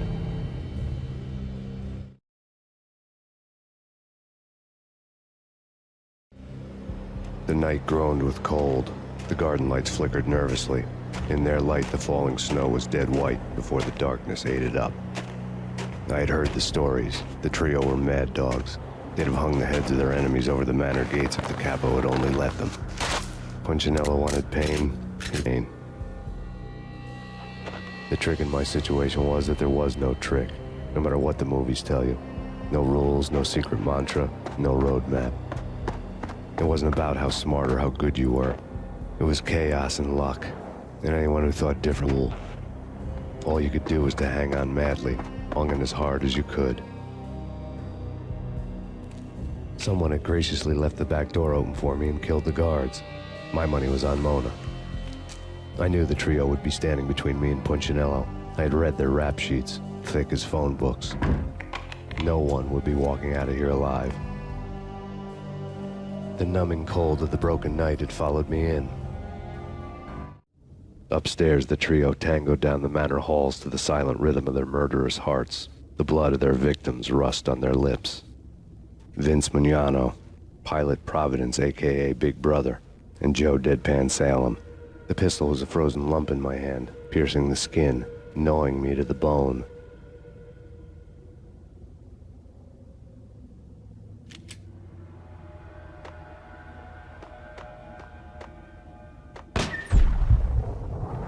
In death, the thug had been promoted. Someone hadn't enjoyed the Don's hospitality. Someone with a flair for the dramatic. Someone who had let herself out of a locked cell and past a couple of armed guards. My thoughts were on Mona again. I could only hope she was a good enough gambler to walk away while she was still winning, before she'd run into the trio. The messenger.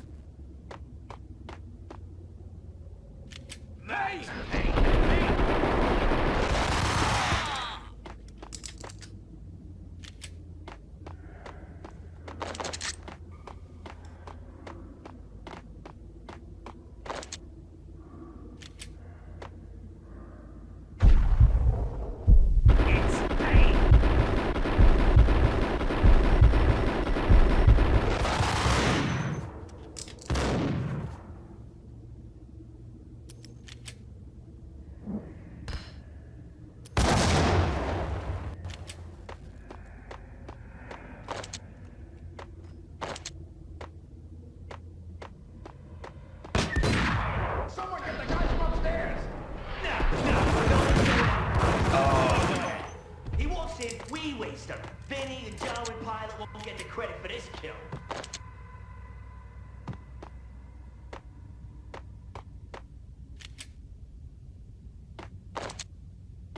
Hold it!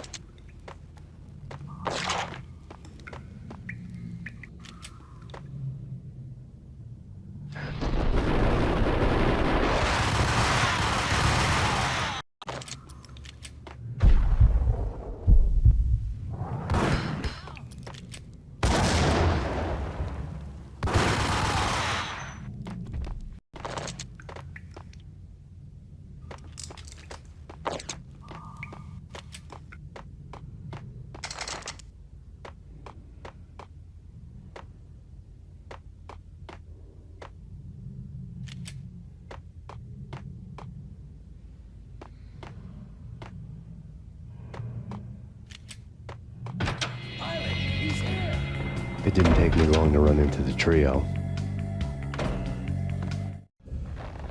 word on Lisa Punchinello was that she was a bit of a witch. The tarot cards on the kitchen table fit the picture. They weren't my kind of cards, but I was willing to take a crack at the hand Mrs. Punchinello had dealt. The first card was the Tower. Maybe that was supposed to be the manor. It got easy after that. The devil was the master of the house, and death was me, coming for him.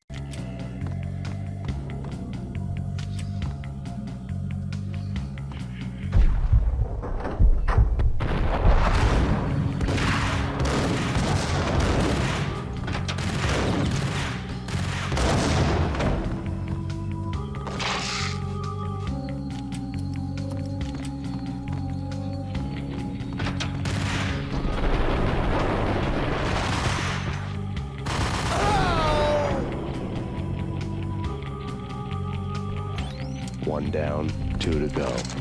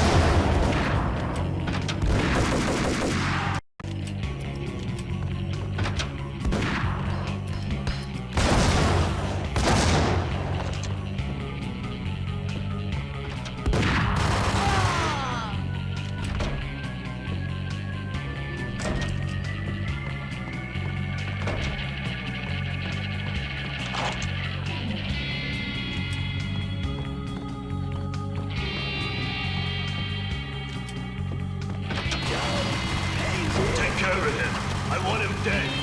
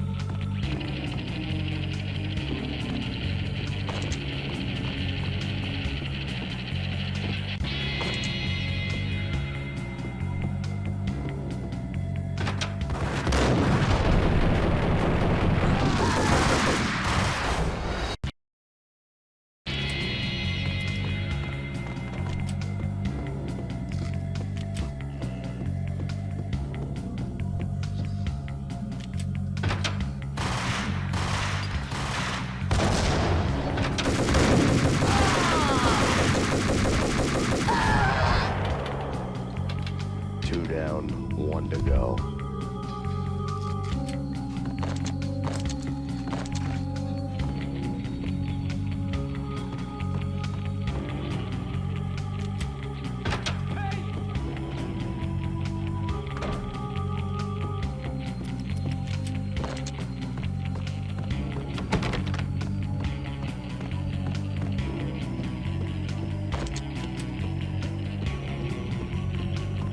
No stopping him! This will. This will stop anything. Hey, come on.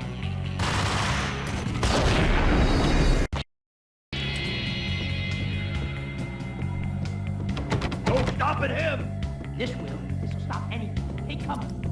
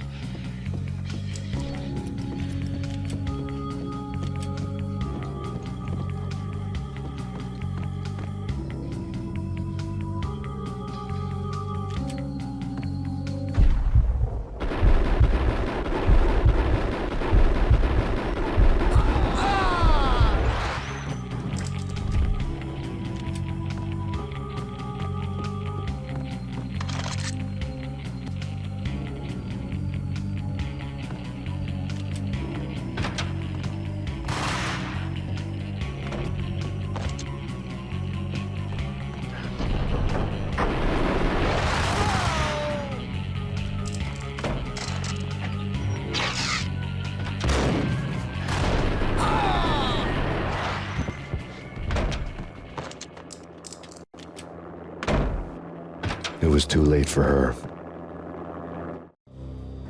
You're a real angel, Max. I couldn't tell whether it was Mona or her sister. The body was a mess. The sick bastard had really gotten a kick out of it. Seeing her lying there got me thinking about another woman's body on another bed. Got me thinking about a fallen cradle.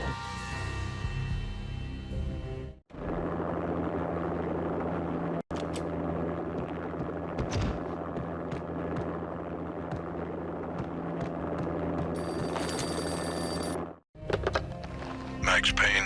Talk to me. Alfred Woden. You've got company. An armed helicopter just landed on the manor grounds. You must hurry. The more the merrier.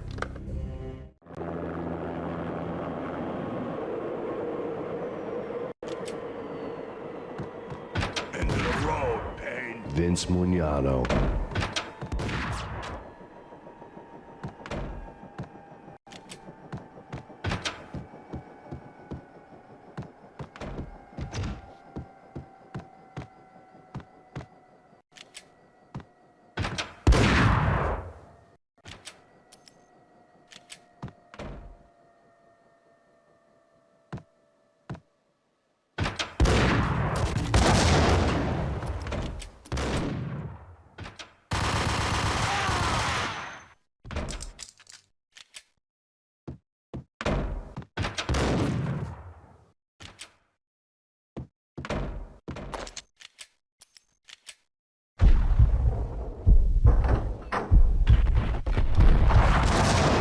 Punching up.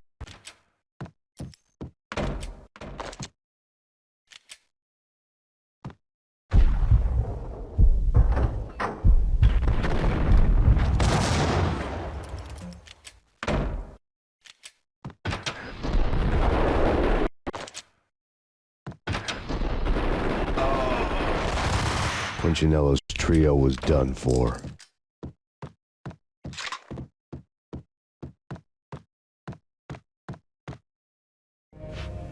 Outside my door. Hurry. He's coming for me. You gotta hurry. Please. I could hear Punchinello on the phone begging for help. He should have been saying his goodbyes. Punchinello was a pushover. The moment I stepped into the room, he folded like a deuce before a royal flush. No, wait. I was just doing what I was told. I couldn't refuse. She's someone high up. Government, maybe. I don't know. He was trying to buy more sand for his hourglass. I wasn't selling any.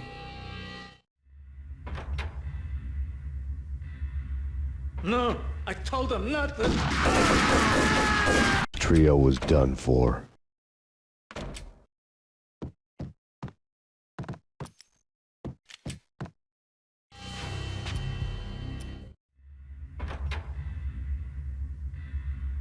No, I told him not to.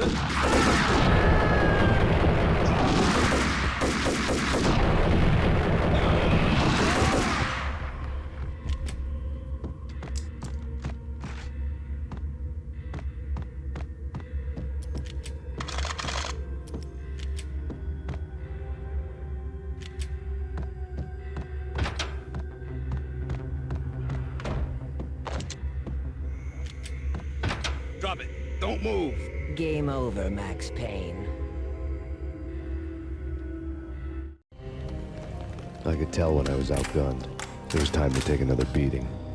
The mystery witch was a real barracuda. Trouble on dagger heels, a smoking assault rifle in her hand, and an army of killer suits behind her. How sweet. I get to kill two birds with one stone. Sooner or later, it was gonna catch up with you. Mr. Payne, it's time to show you the of my brew. Be a good boy now. You'd find that Lady Luck was really a hooker. You were fresh out of cash.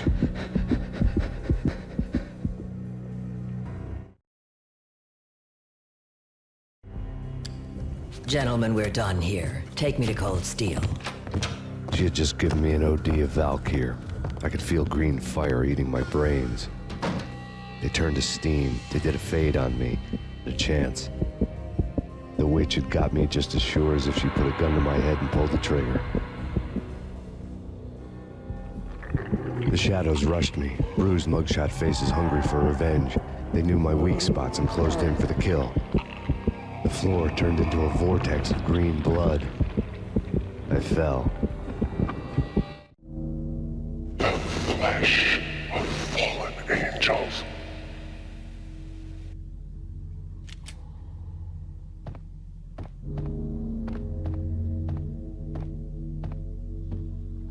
Who's there? Max? Max, is that you? Max? Where are you, Max? Please.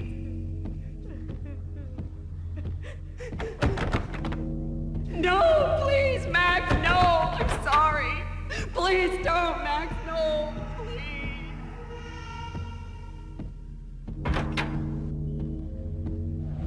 Max? Where are you, Max? Please.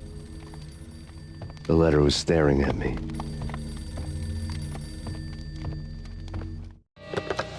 Bartender is shiny stuff, and dreams are made of stooped necromancers. He sings like a banana wrist, having strayed too close to the constellations on their shaved skulls. There was a bad line in a prank call. Someone spouting insane babble. I couldn't make sense of it. But I had an overwhelming sense of deja vu, and the caller's voice sounded oddly familiar.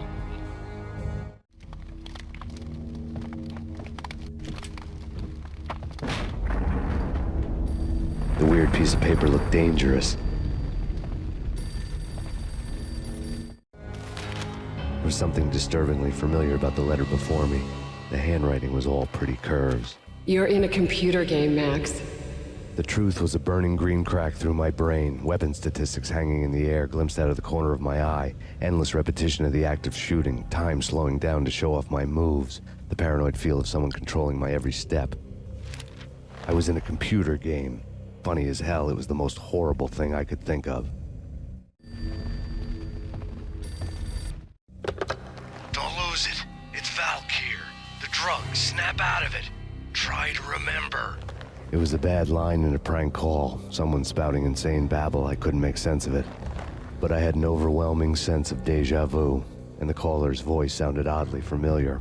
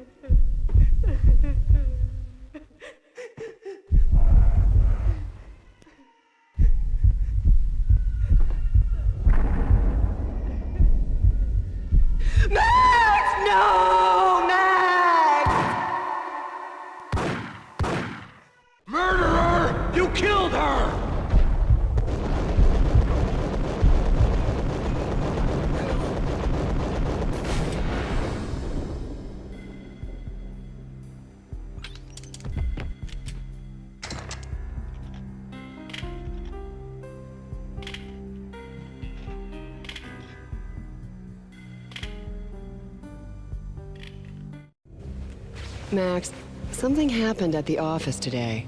A strange memo. Something about Vikings. Honey, I gotta run. You can tell me all about it this evening. Have a nice day, darling. The bullet holes were rubies on her chest, blood glowing on her ivory skin. She was so beautiful. The killer was smiling. The flesh of fallen angels. Slowly, the green nightmare faded, leaving dark stains on that would never come off. I felt like flatlining. I was all shook up. I woke up in a cold sweat, sick and tired to the bone, lying in a puddle of my own puke. The hag had said take a steal before it had all gone crazy. It was a clue, the only one I had. It took me forever to crawl back to my feet and hit the road, but when I did, I drove straight to Cold Steel Foundry outside the city.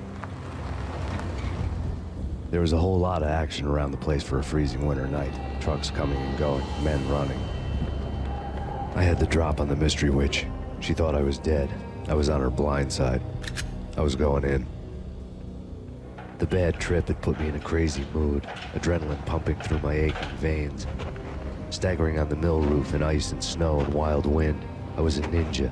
My kung fu was strong.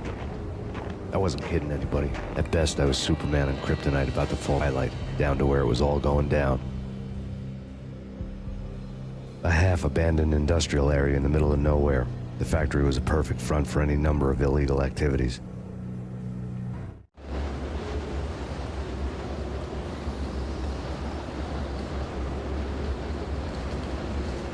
In the belly of the plant, molten metal boiled and bubbled like a witch's brew.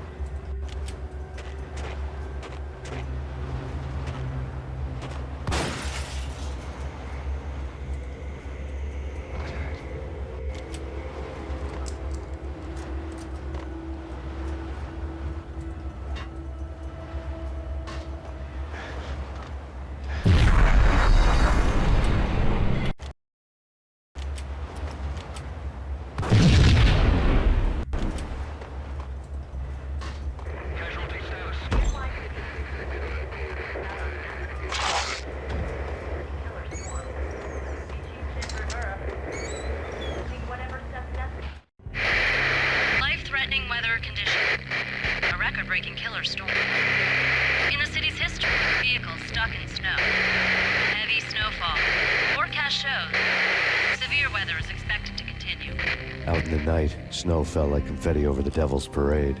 The storm was anything but over.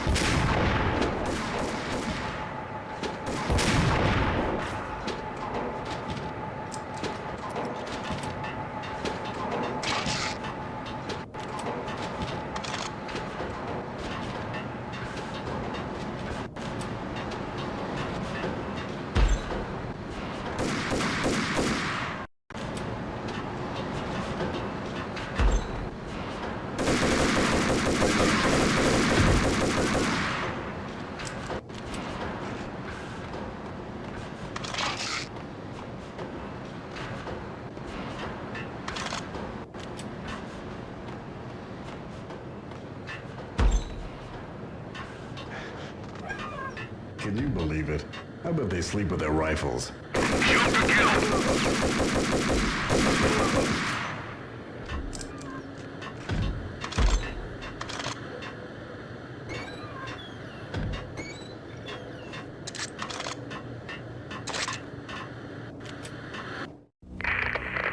Perimeter breached. The facility has been compromised. Repeat, the Deep Six has been compromised. Initiate Operation Deadeye. The walkie-talkie military lingo could mean only one thing. They were getting ready to destroy the evidence and vanish into the night. I was so close. The hidden truths were just around the corner.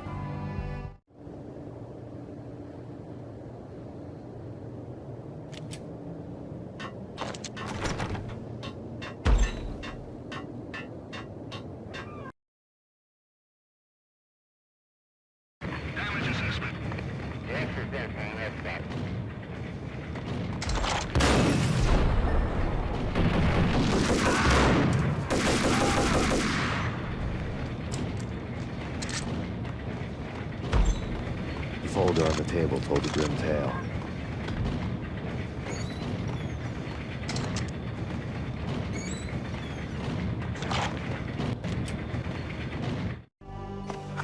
The mercenaries were running a tight operation, paperwork and all. Merchandise missing again. A chemist had tried to smuggle it out for his own private party. Locked him up in cell B7 in D6's old test facility to wait for proper processing. I was close enough to hear the secrets, just beyond the next doorway.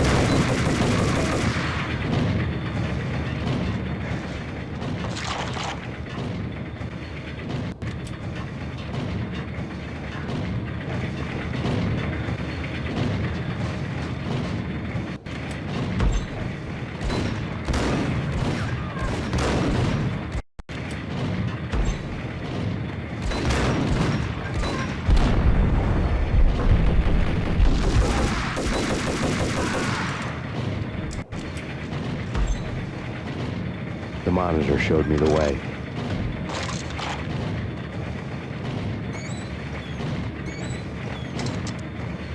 Processing diagrams filled the control room screens, all but one. An elevator titled D6 on one of the screens, somewhere onwards, past rows of ovens, in the core of the plant.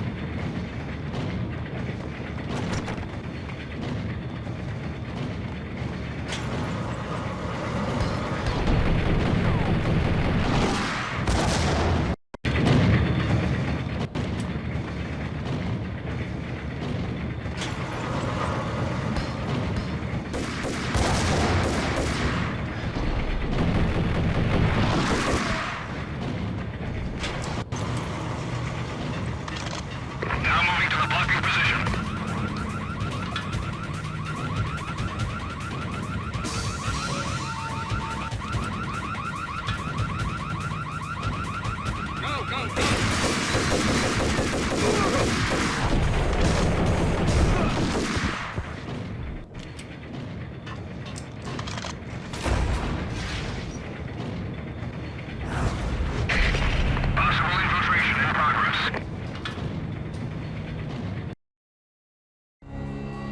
I had taken on the role of the mythic detective, Bogart as Marlowe, or as Sam Spade going after the Maltese Falcon to unravel all the mysteries. Following a path of clues to that final revelation, even if it would take me down to the cold, cavernous depths of a grave.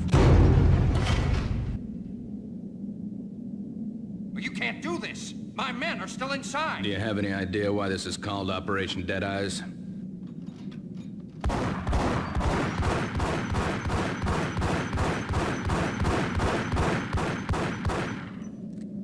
I think he's dead already. Let's do it.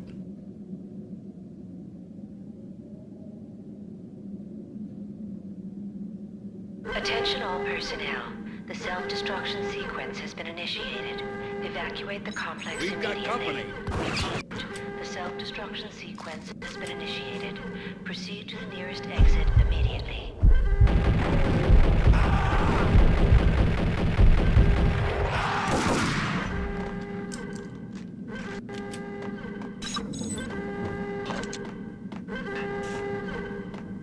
I had seen the logo on the floor. There was an old army bunker under the steel mill. I knew the military plaque on the floor. I had seen 1,000 variations of the insignia on crumbling brick walls everywhere in the city. The sword replaced by a syringe. Project Valhalla, V for Valkyr, V for Valhalla. All of a sudden it read like a crackpot conspiracy theory. 4.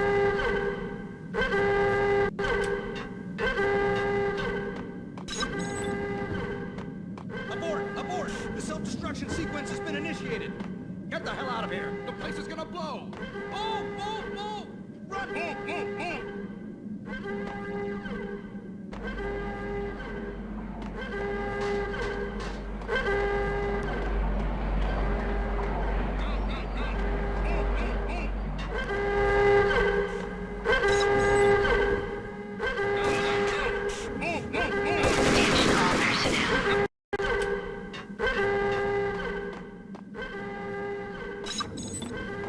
Abort! The self...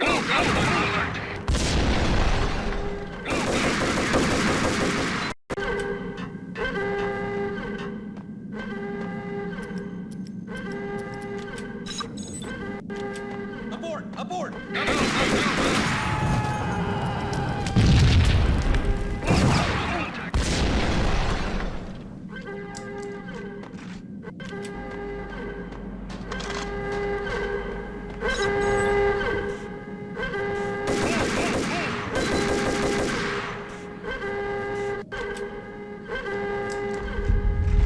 Attention all personnel.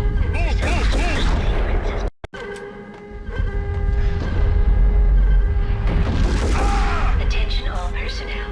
The self-destruction sequence has been initiated. Proceed to the nearest exit immediately.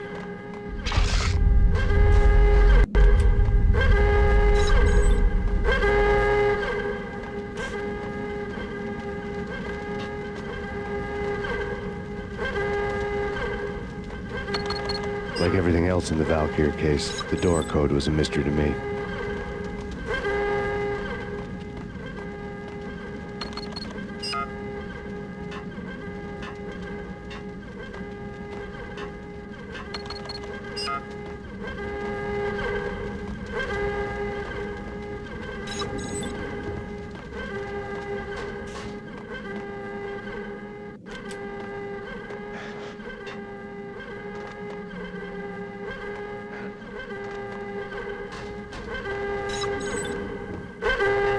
Decontamination. Attention all personnel. The chemist had been using the workstation when he died. The half-life of the lab rat had ended online. His password blinking on the screen. 665. Neighbor of the beast.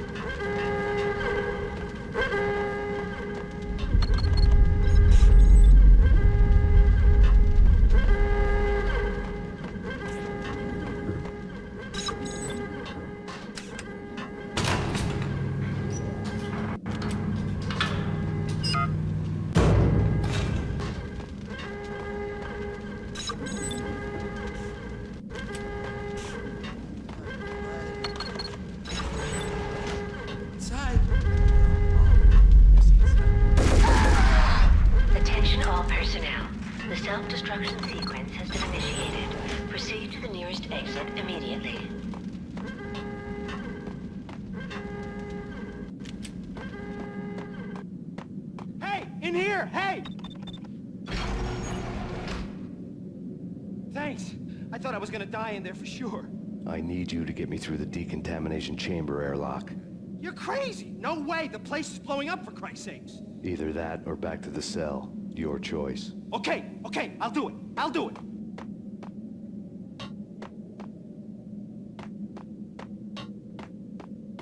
Hurry up, for Christ's sakes, it's gonna blow!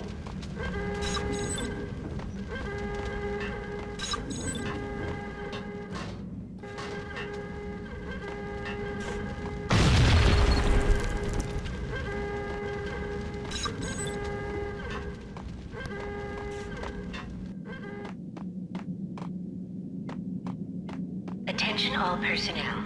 The self-destruction sequence has been initiated. Proceed to the nearest exit immediately.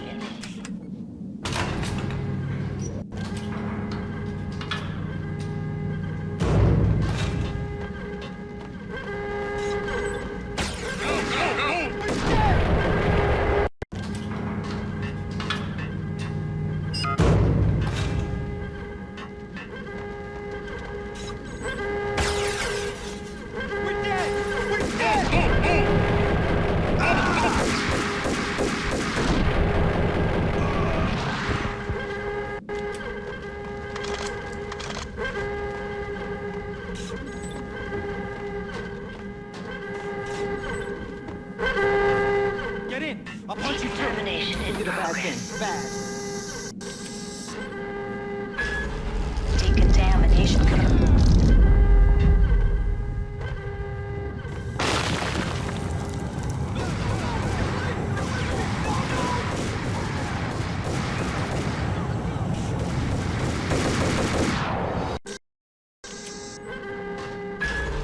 Decontamination.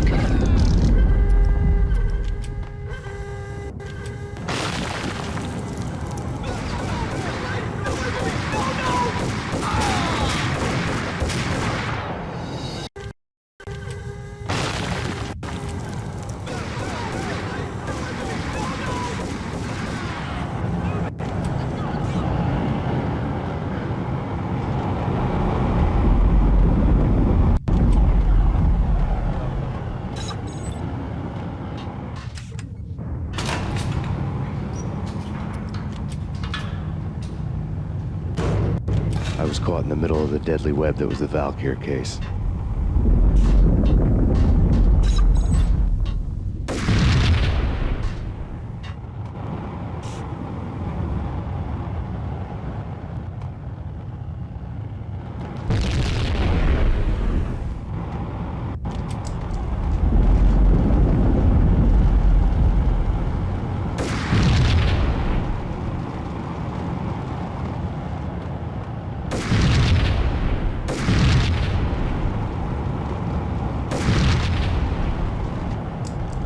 One of the lab terminals had the Top secret. Project Valhalla. U.S. Army. Yggdrasil Network. Valhalla.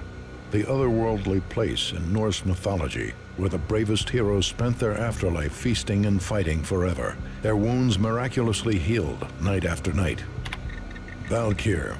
The maidens who chose the most courageous Viking warriors and carried them to Valhalla. 1991. The research objective is to create a chemical substance to enhance the stamina and morale of infantry troops. 1995. Results unsatisfactory. Project canceled. Someone had decided to continue the sick experiment unauthorized. Project compromised. Fix the damage by any means necessary. Security cleared. Authorized by the project lead. Field test. Double the dosage for all the remaining test subjects.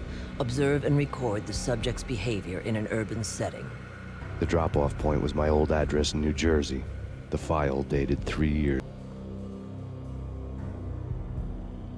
Just when you thought you had reached the deepest depths of horror, it suddenly got worse.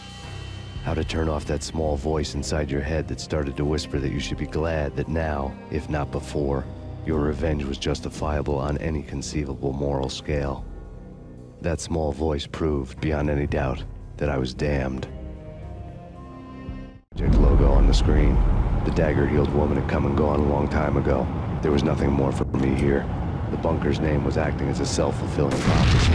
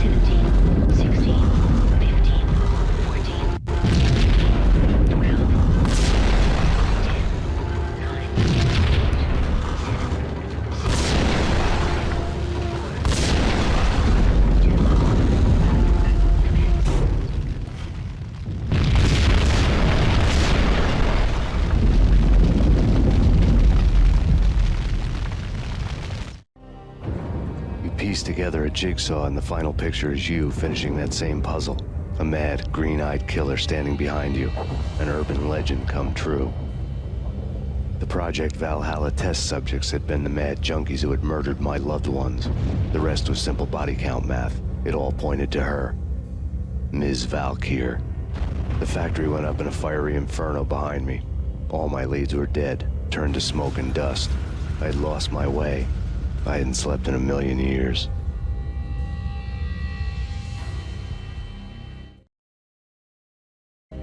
I felt thin as death. I've been living on an endless supply of week-old donuts. They were fuel for this crazy furnace inside my head. I couldn't remember when I had last seen the sun. I was on a permanent graveyard shift. When the darkness fell, New York City became something else, any old Sinatra song notwithstanding. Bad things happened in the night. On the streets of that other city, Noir York City. I was in an all-night diner, downing cup after cup of coffee that tasted like engine oil, when a new message from BB got me back on the killer track. What the hell happened at Roscoe Street? Maxie, I'm going out on a limb here. We need to talk this through, come up with a plan. 2:30 a.m., the Choir Communications Garage. The more I thought about Alex's murder and the frame-up, the more it felt like an inside job. I should have seen it coming. It sold me out, and now he wanted to finish what he'd started.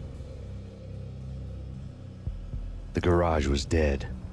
BB showed up in his tailor-made gold watch and cufflinks to match, all way beyond a cop's pay. Maxie. Oozing suave charm, he was guilty as hell. What the hell does BB stand for anyway? Backstabbing bastard? Come on, don't be like that. Have a cigar. I don't smoke. Maxie, you have no idea how big this is. You have no idea. I think I do. You're a bribe-taking bent cop who sold partner. Those mobsters in the subway were a dead giveaway. Hard to miss. Bet it was exactly like this with Alex. Up close and personal. You can't win this one, Max. No, but I can make damn sure none of you do either. BB turned out to be another cardboard cutout bad guy.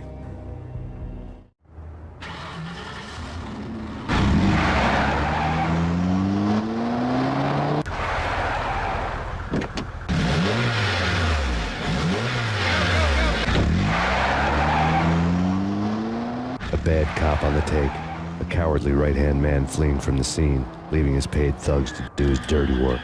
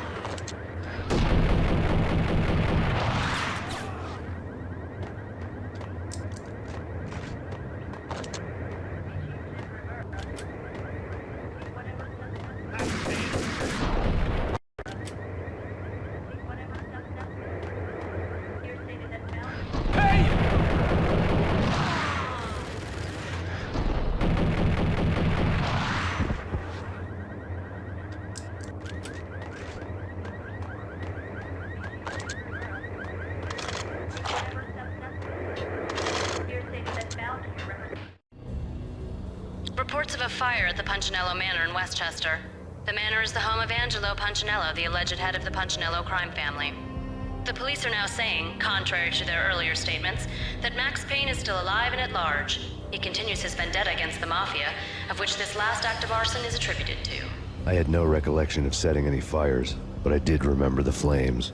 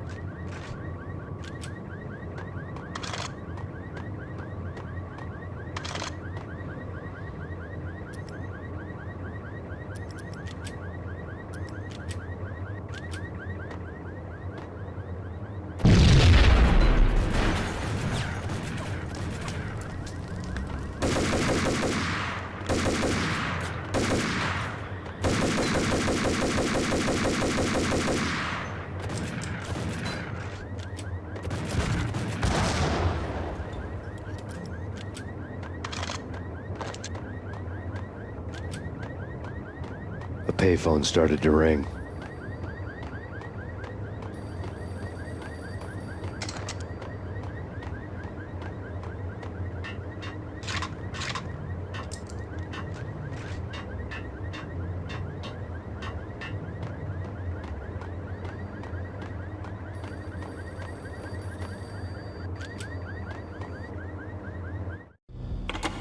Yeah. Max Payne? Whatever does it for you. This is Alfred Woden. I can give you the name of your enemy. Come to the Asgard building presently. We are expecting you.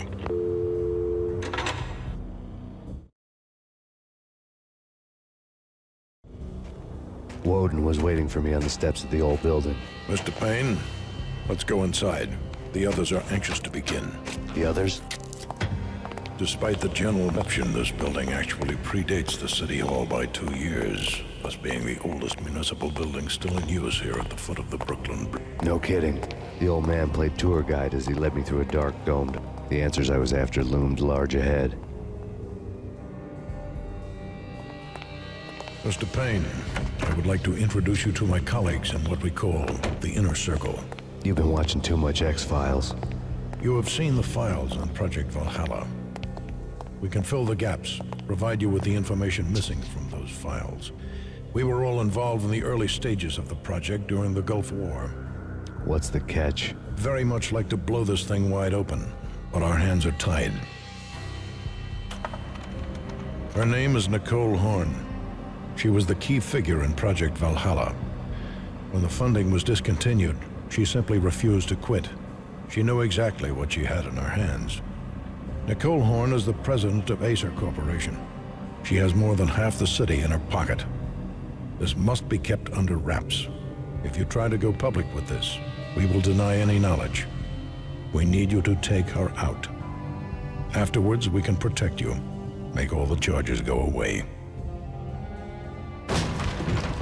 That was the cue for the killer suits to kick in the doors and swarm inside.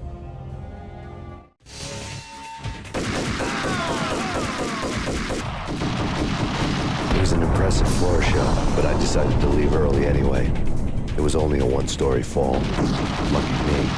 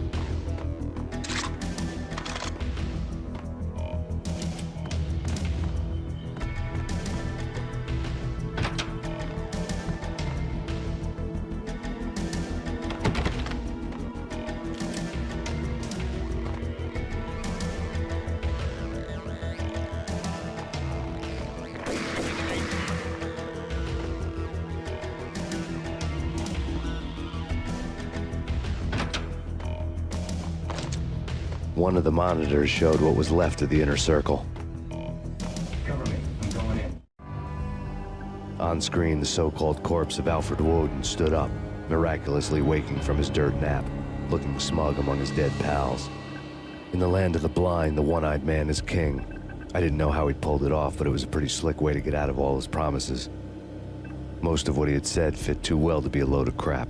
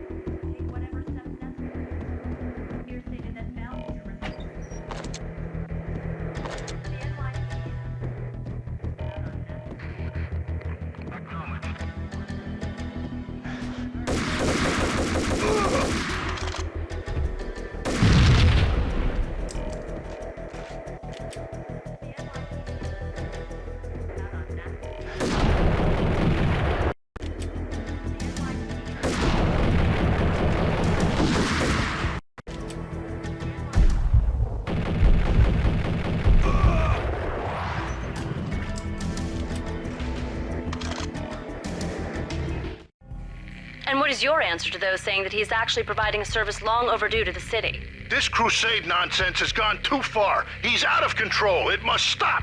He will stop. That was Deputy Chief Jim Rivera from the New York City Police Department.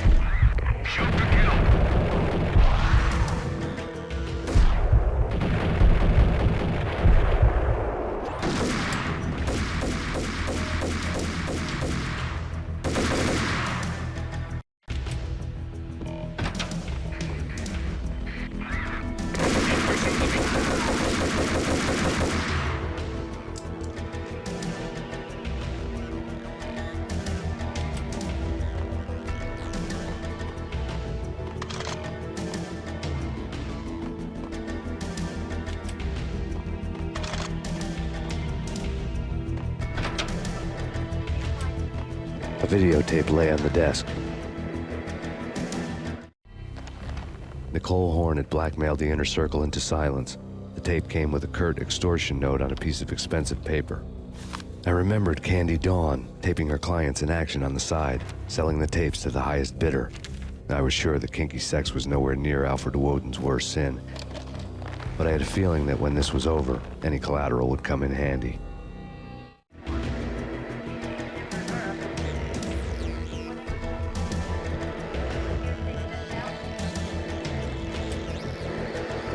Woden had left me a present. Woden had taken care of my mission preps with military precision. The critical areas in the Acer Corporation headquarters blueprints were circled in red. The president's office was at the top of the building, right below her penthouse suite. The elevators were controlled by a security computer, part of the mainframe located underground below the building.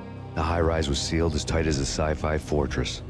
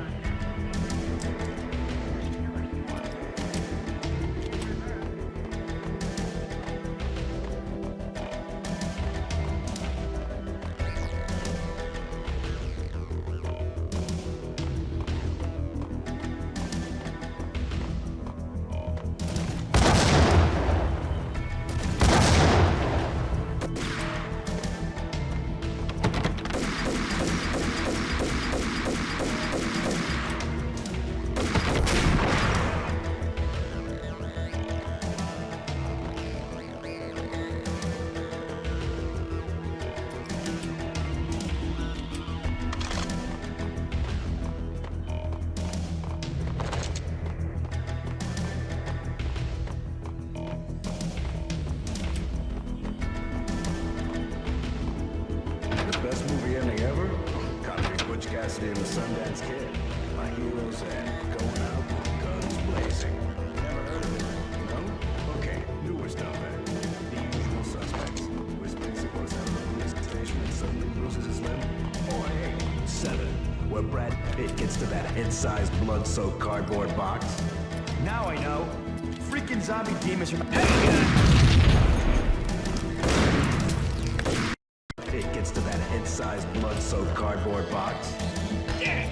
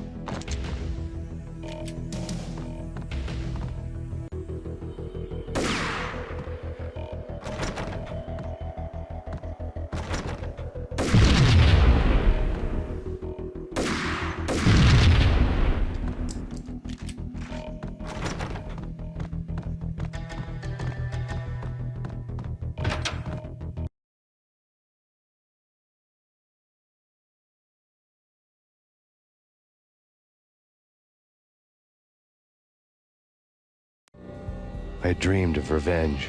Those dreams were always nightmares, of coming close and then failing. Now I was close. I had a name to guide me, Nicole Horn. I had nothing to lose.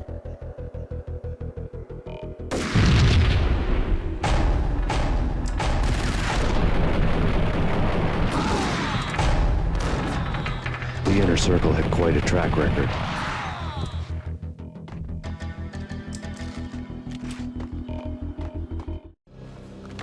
Project Valhalla had not been the only thing the Inner Circle had been involved in. There were rows of cabinets full of files. The Serpentine Secret Society long way, always pulling strings from the shadows. I couldn't say I was sorry. Woden's move in some Byzantine power game had cut the Circle's membership roster to 1. The old man wanted me on cleanup duty. It was my mess, too.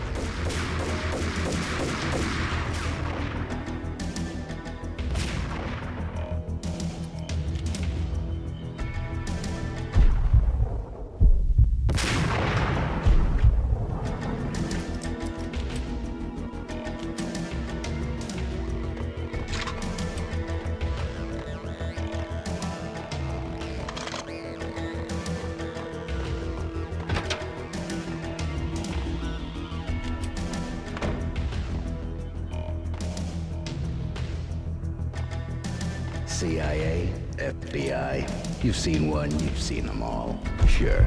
Good for a practice run. Target locate.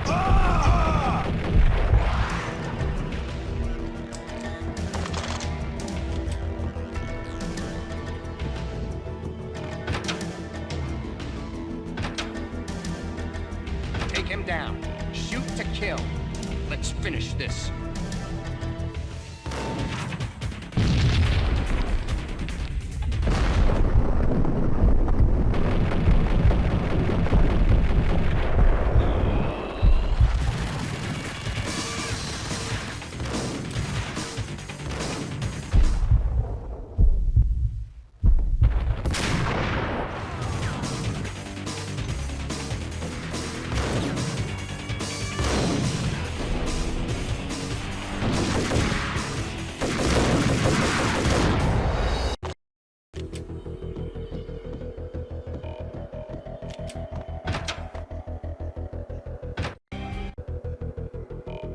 Take him down. Shoot to kill. Let's finish this.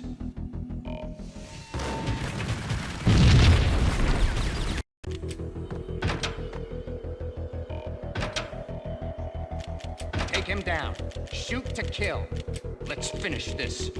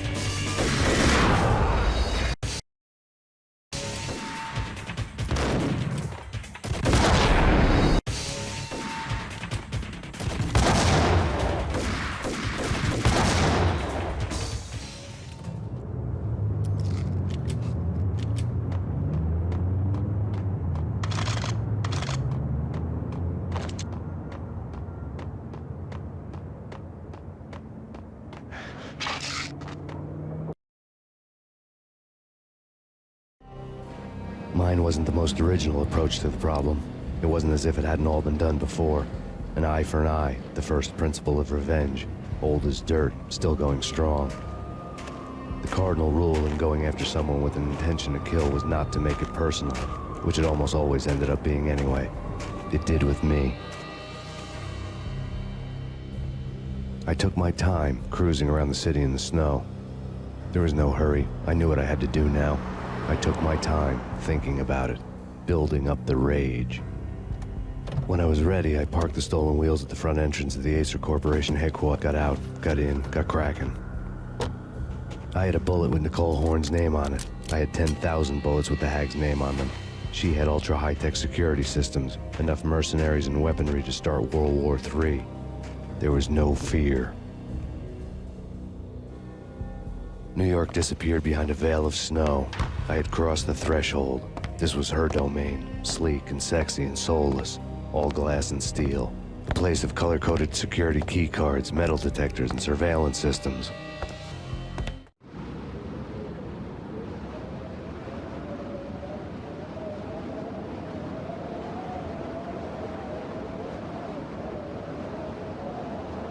Colder than a walk-in fridge.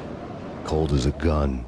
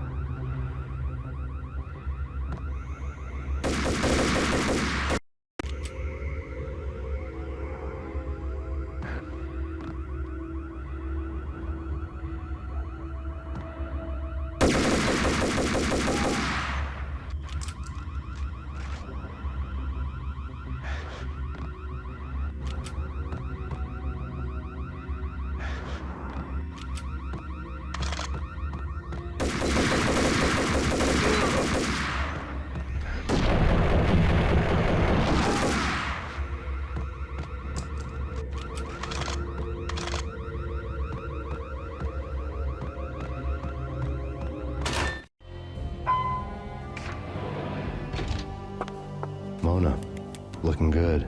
Max, we gotta stop meeting like this. It will be a cold day in hell before I let a narc cop stop me. Miss Sachs, do your job. Relax, Max. You're a nice guy. I don't kill nice guys. You're not bad yourself. It was different when Horn wanted Punchinello dead. To cut her ties to the Mafia, he deserved to die. The same goes with her. She's the bad guy here. Her sister was whispering to her in my favor. I knew the appetites of ghosts intimately. They hungered for revenge. No! A gunshot boomed and she fell down in slow motion. She was a nice girl, not really a stone-cold killer. And now she's all dead. Like religious fanatics or loyal samurai, Horn's private army was coming at me. Contact.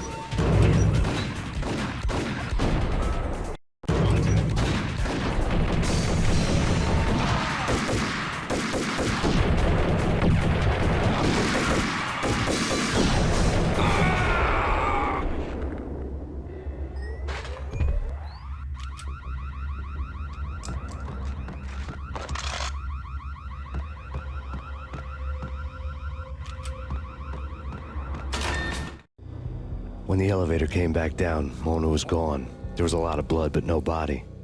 Something clicked for the final time. My mind had never been so clear, as if somewhere high above the storm clouds were already gone, cold stars blazing from the black skies.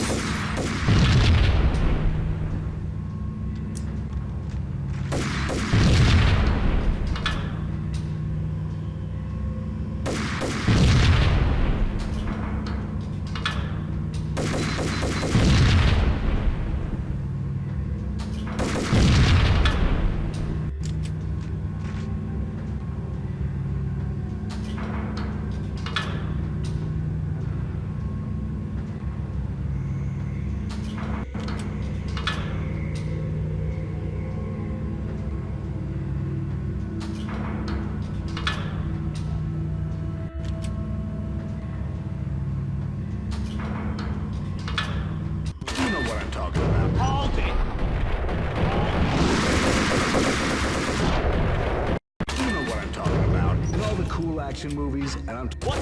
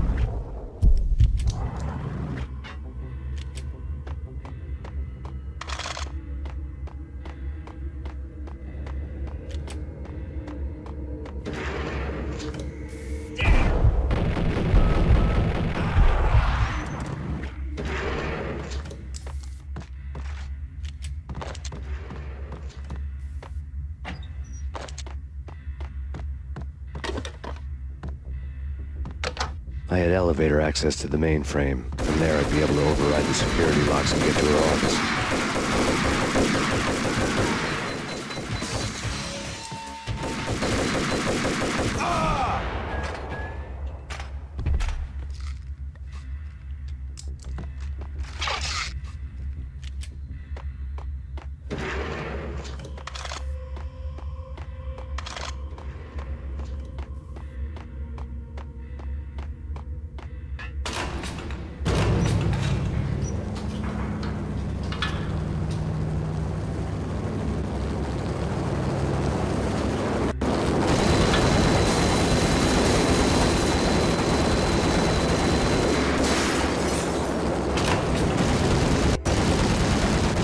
The unmarked chopper was Horn's pet guardian, inhuman and flawless. It was stalking me.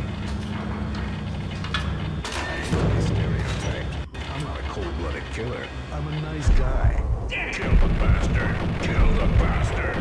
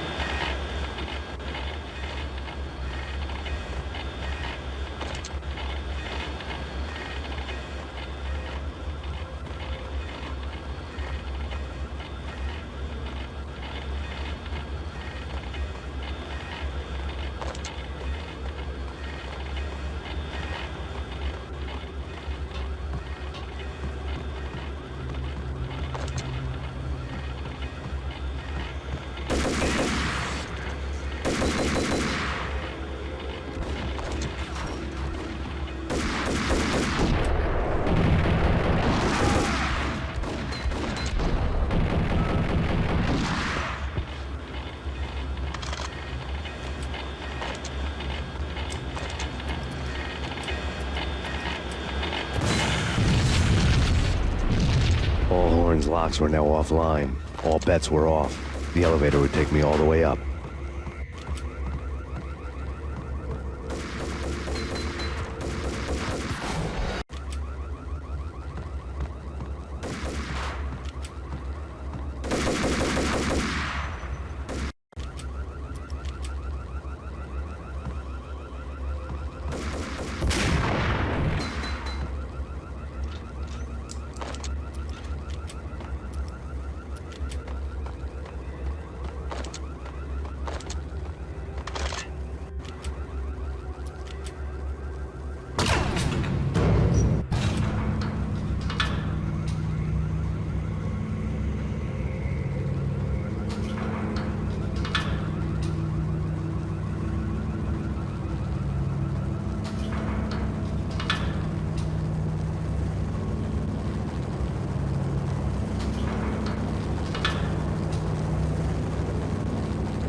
Seen from this height, the night seemed to stretch on to eternity. A hint of desperation had crept into the snowstorm, as if it was trying to get it all out before the end.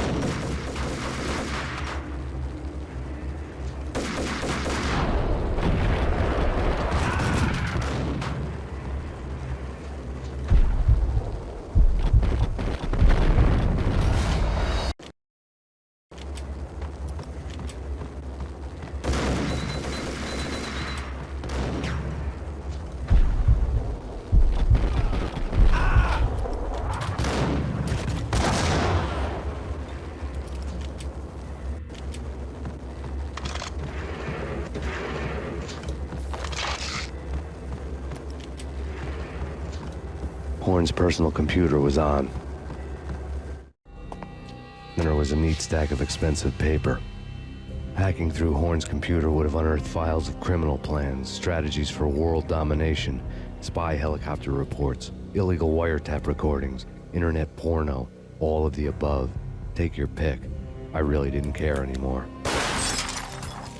I had seen too much of it already.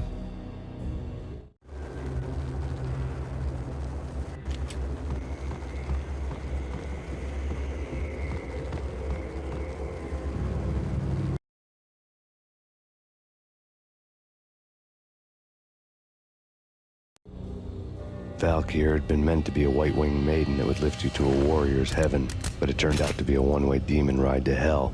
The devil was in the drug. I knew. I had met him.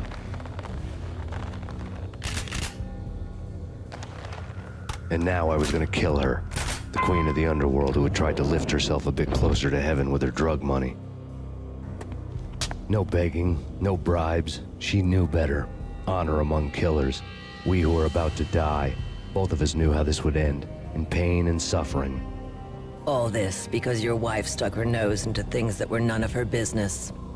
The cops were coming to take me away. The sirens were like a bad conscience I couldn't shake. It's ridiculous you've made it this far. You won't be alive when they get here. Stop him!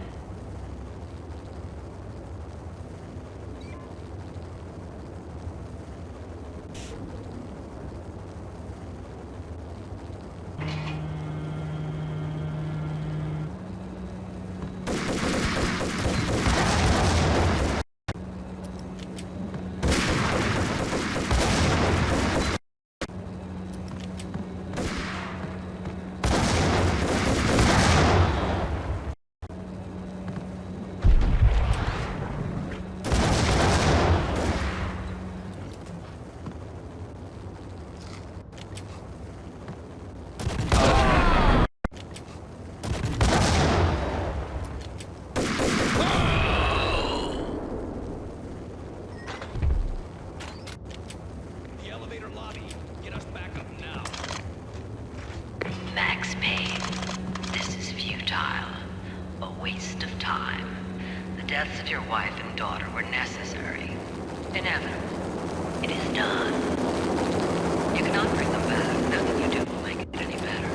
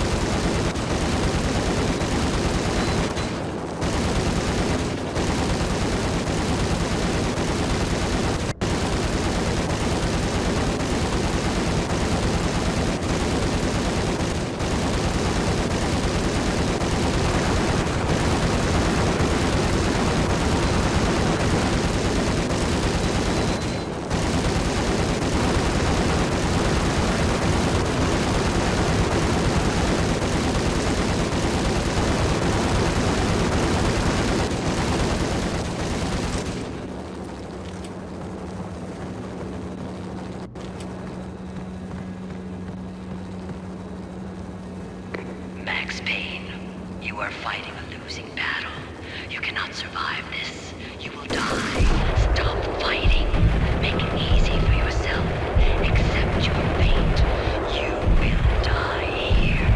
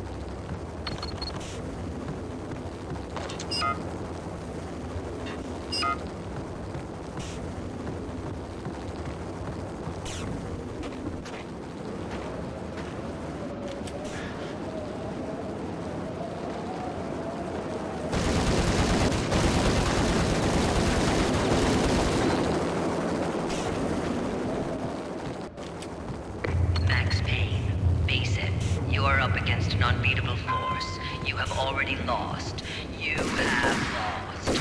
Only death will set you free from your pain. Max Payne, face it. You are up against an unbeatable force. You have already lost. You have lost. Only death will set you free from your pain. Accept it. Surrender. Give up.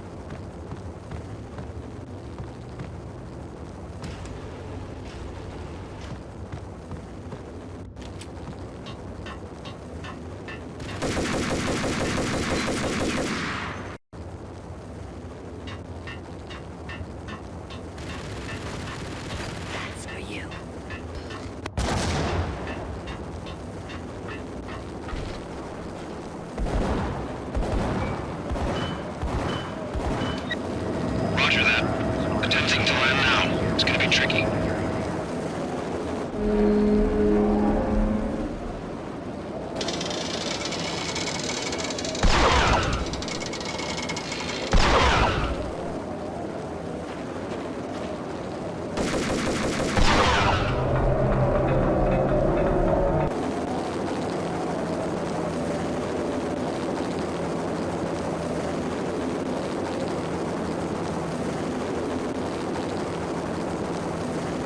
She's on board. We're out of here as soon as the wind dies down. Don't like the look of that mast.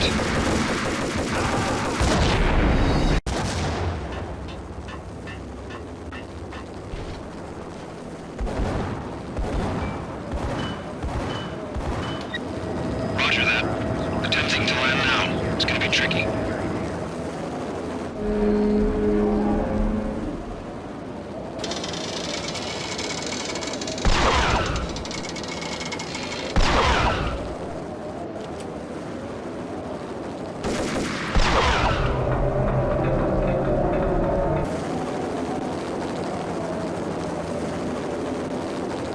She's on board. We're out of here as soon as the wind dies down. Don't like the look of that mast.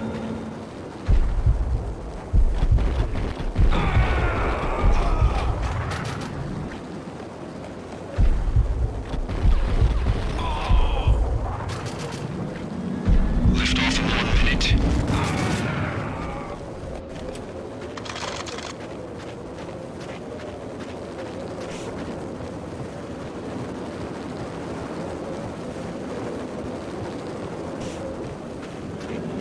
Lift off in 45 seconds.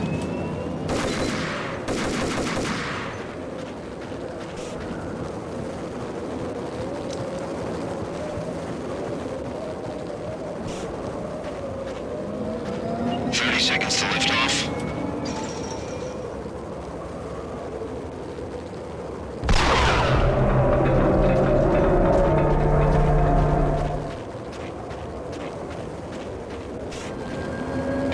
Seconds to lift off. Okay, ready to lift off in 5, 4, 3, 2, 1.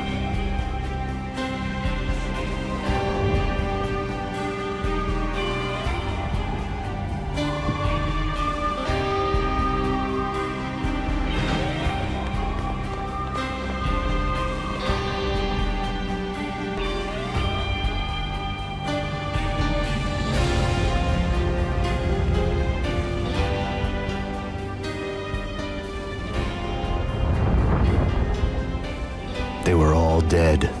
The final gunshot was an exclamation mark to everything that had led to this point.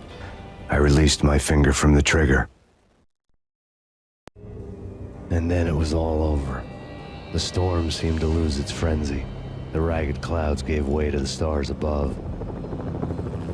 Max Payne, this is Deputy Chief Jim Bravura from the NYPD. We've got the building surrounded. Throw down your weapons and lie down with your hands behind your head. A bit closer to heaven.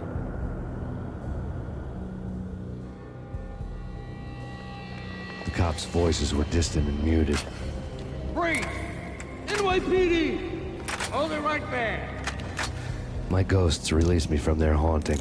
Down below, New York City glittered like diamonds on black velvet. You gave one hell of a ride. Take him down to Central Booking. You heard the man. Woden was there in the crowd, standing by the sidelines. It wouldn't be over till the man with the patch would say so. He'd say the right words. I knew he would. He'd better. Woden grinned smugly. It was the grin of a winner. That made two of us.